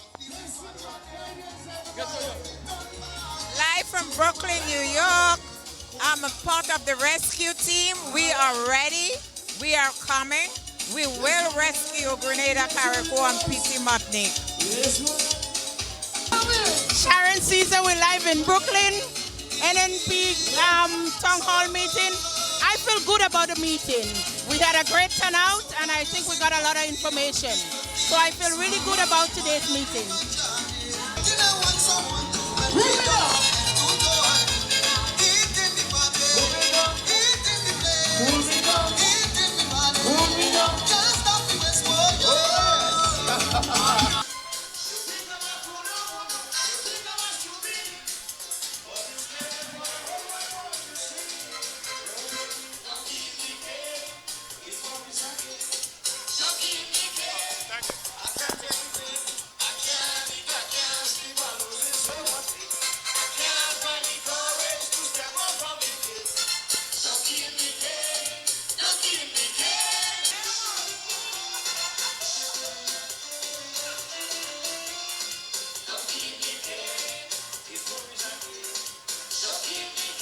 Okay, I'm Dr. Stephen Samuelson.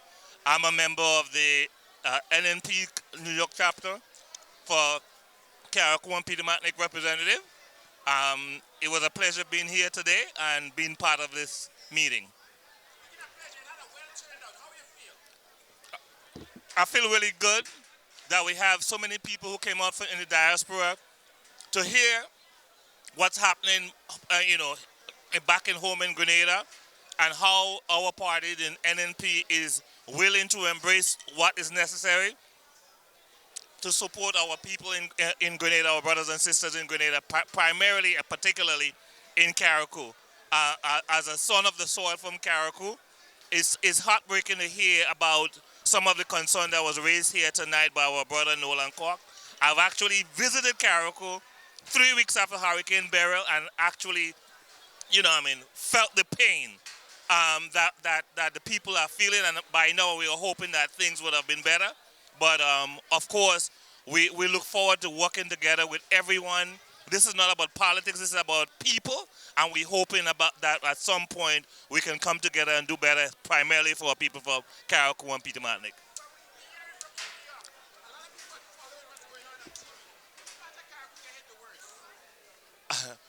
I'm from Leicester in Carriacou, and when I saw the videos, it was like a bomb dropped in Leicester Crossroad.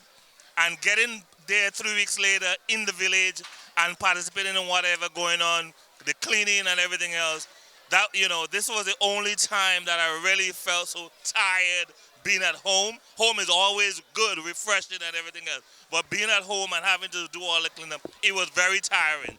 And, supporting people who needed their phone charged and discharged, because I had the privilege to bring a generator with me. That helping the community, especially in Leicester area there, and doing some other things within the community, that made me feel good.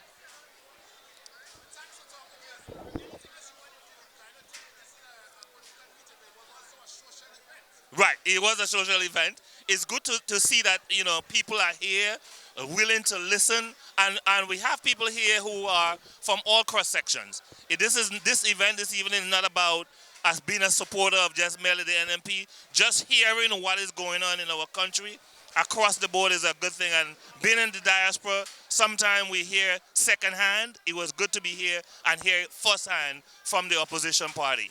And it's not being biased because I'm a member of the NNP, but just understanding what's happening and looking at how we can work together as a team to do better for Grenada, Carriacou, and Peter Martinic.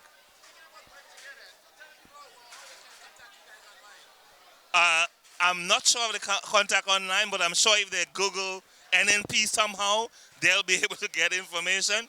But we are here, and we are here to do whatever is necessary for the community. I do, but I'm on Facebook and everywhere, but I don't do posting because of job restrictions and trying to be safe. I try to stay off social media. I only check social media only when I need information, but the posting and everything else, I try to stay off because of my position within the New York City Department of Education. Yes, I am.